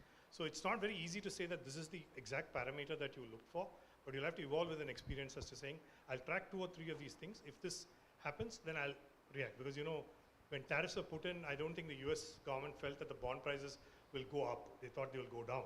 It went the other way. So there are so many people at play today that it's very difficult to narrow down. So you'll have to look at 3, 4 parameters. I wouldn't go with 1, 3 or 4 parameters, and if 2 or 3 of them click together, then you start reacting accordingly. Can I just add that what we are beginning to do at boards is to install a system of risk sensing. So it's not as if there's one parameter that you need to look at. You need to be constantly looking at what is changing dramatically. But first you need to have a clear idea as to what is it that has the largest impact on your existing business model. Now, if you have a set of things that you need to track, and then you have sensors on them in a sense, in a virtual sense, then you would be sensing all the time what changes are happening and how they will finally result in something hitting you. Just to share, just few weeks ago, we decided we'll do a stress testing because the rupee was heading towards 89, and today it's at 85.5. By the time we got the parameters out, it's back to 85. We'll still run it as. So I'm just saying that the kind of short span by which things are changing, it's quite tricky. And so you need to have those few parameters, and 2 or 3 of them together will then give you the sense that this is the change. And just one addition on that, when you look at various boards and risk management frameworks, they are tracking KPIs as lag indicators. You need to shift that to lead indicators, right? And that is the biggest mind shift which is there, one. And as Shailesh bhai mentioned is, what are the risk sensing either in technologies or processes that you're using? Because whenever a risk happens, it just doesn't erupt immediately, right?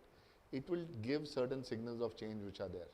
As an organization, how are you picking that signals of change? What is your process? What is your technology? What is your outreach across the global economy to look at those signals of change? And you do various parameters. So just to give you another indication, if you look at one, say for example, tire, just to know the impact on tire pricing, you need to track 80 KPIs. And tire pricing or aviation fuel pricing has a big impact on your entire business model. So it's not few KPIs, as Ramaswamy said, there will be many KPIs, but look at lead rather than lag. Just it. Any other question, please?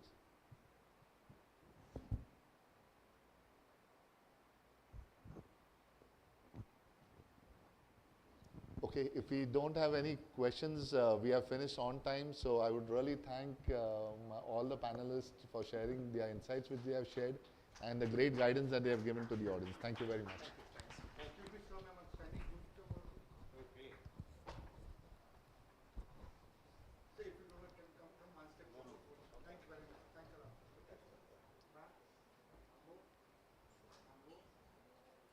Thank you. Thank you. Thank you, Mr. Arabi. Always a pleasure. Thank you, ma'am. Always a pleasure. Thank you. Thank you. Thank you, Prerna. Thank you. Thank you. Thank you. Ramaswamy, we stay.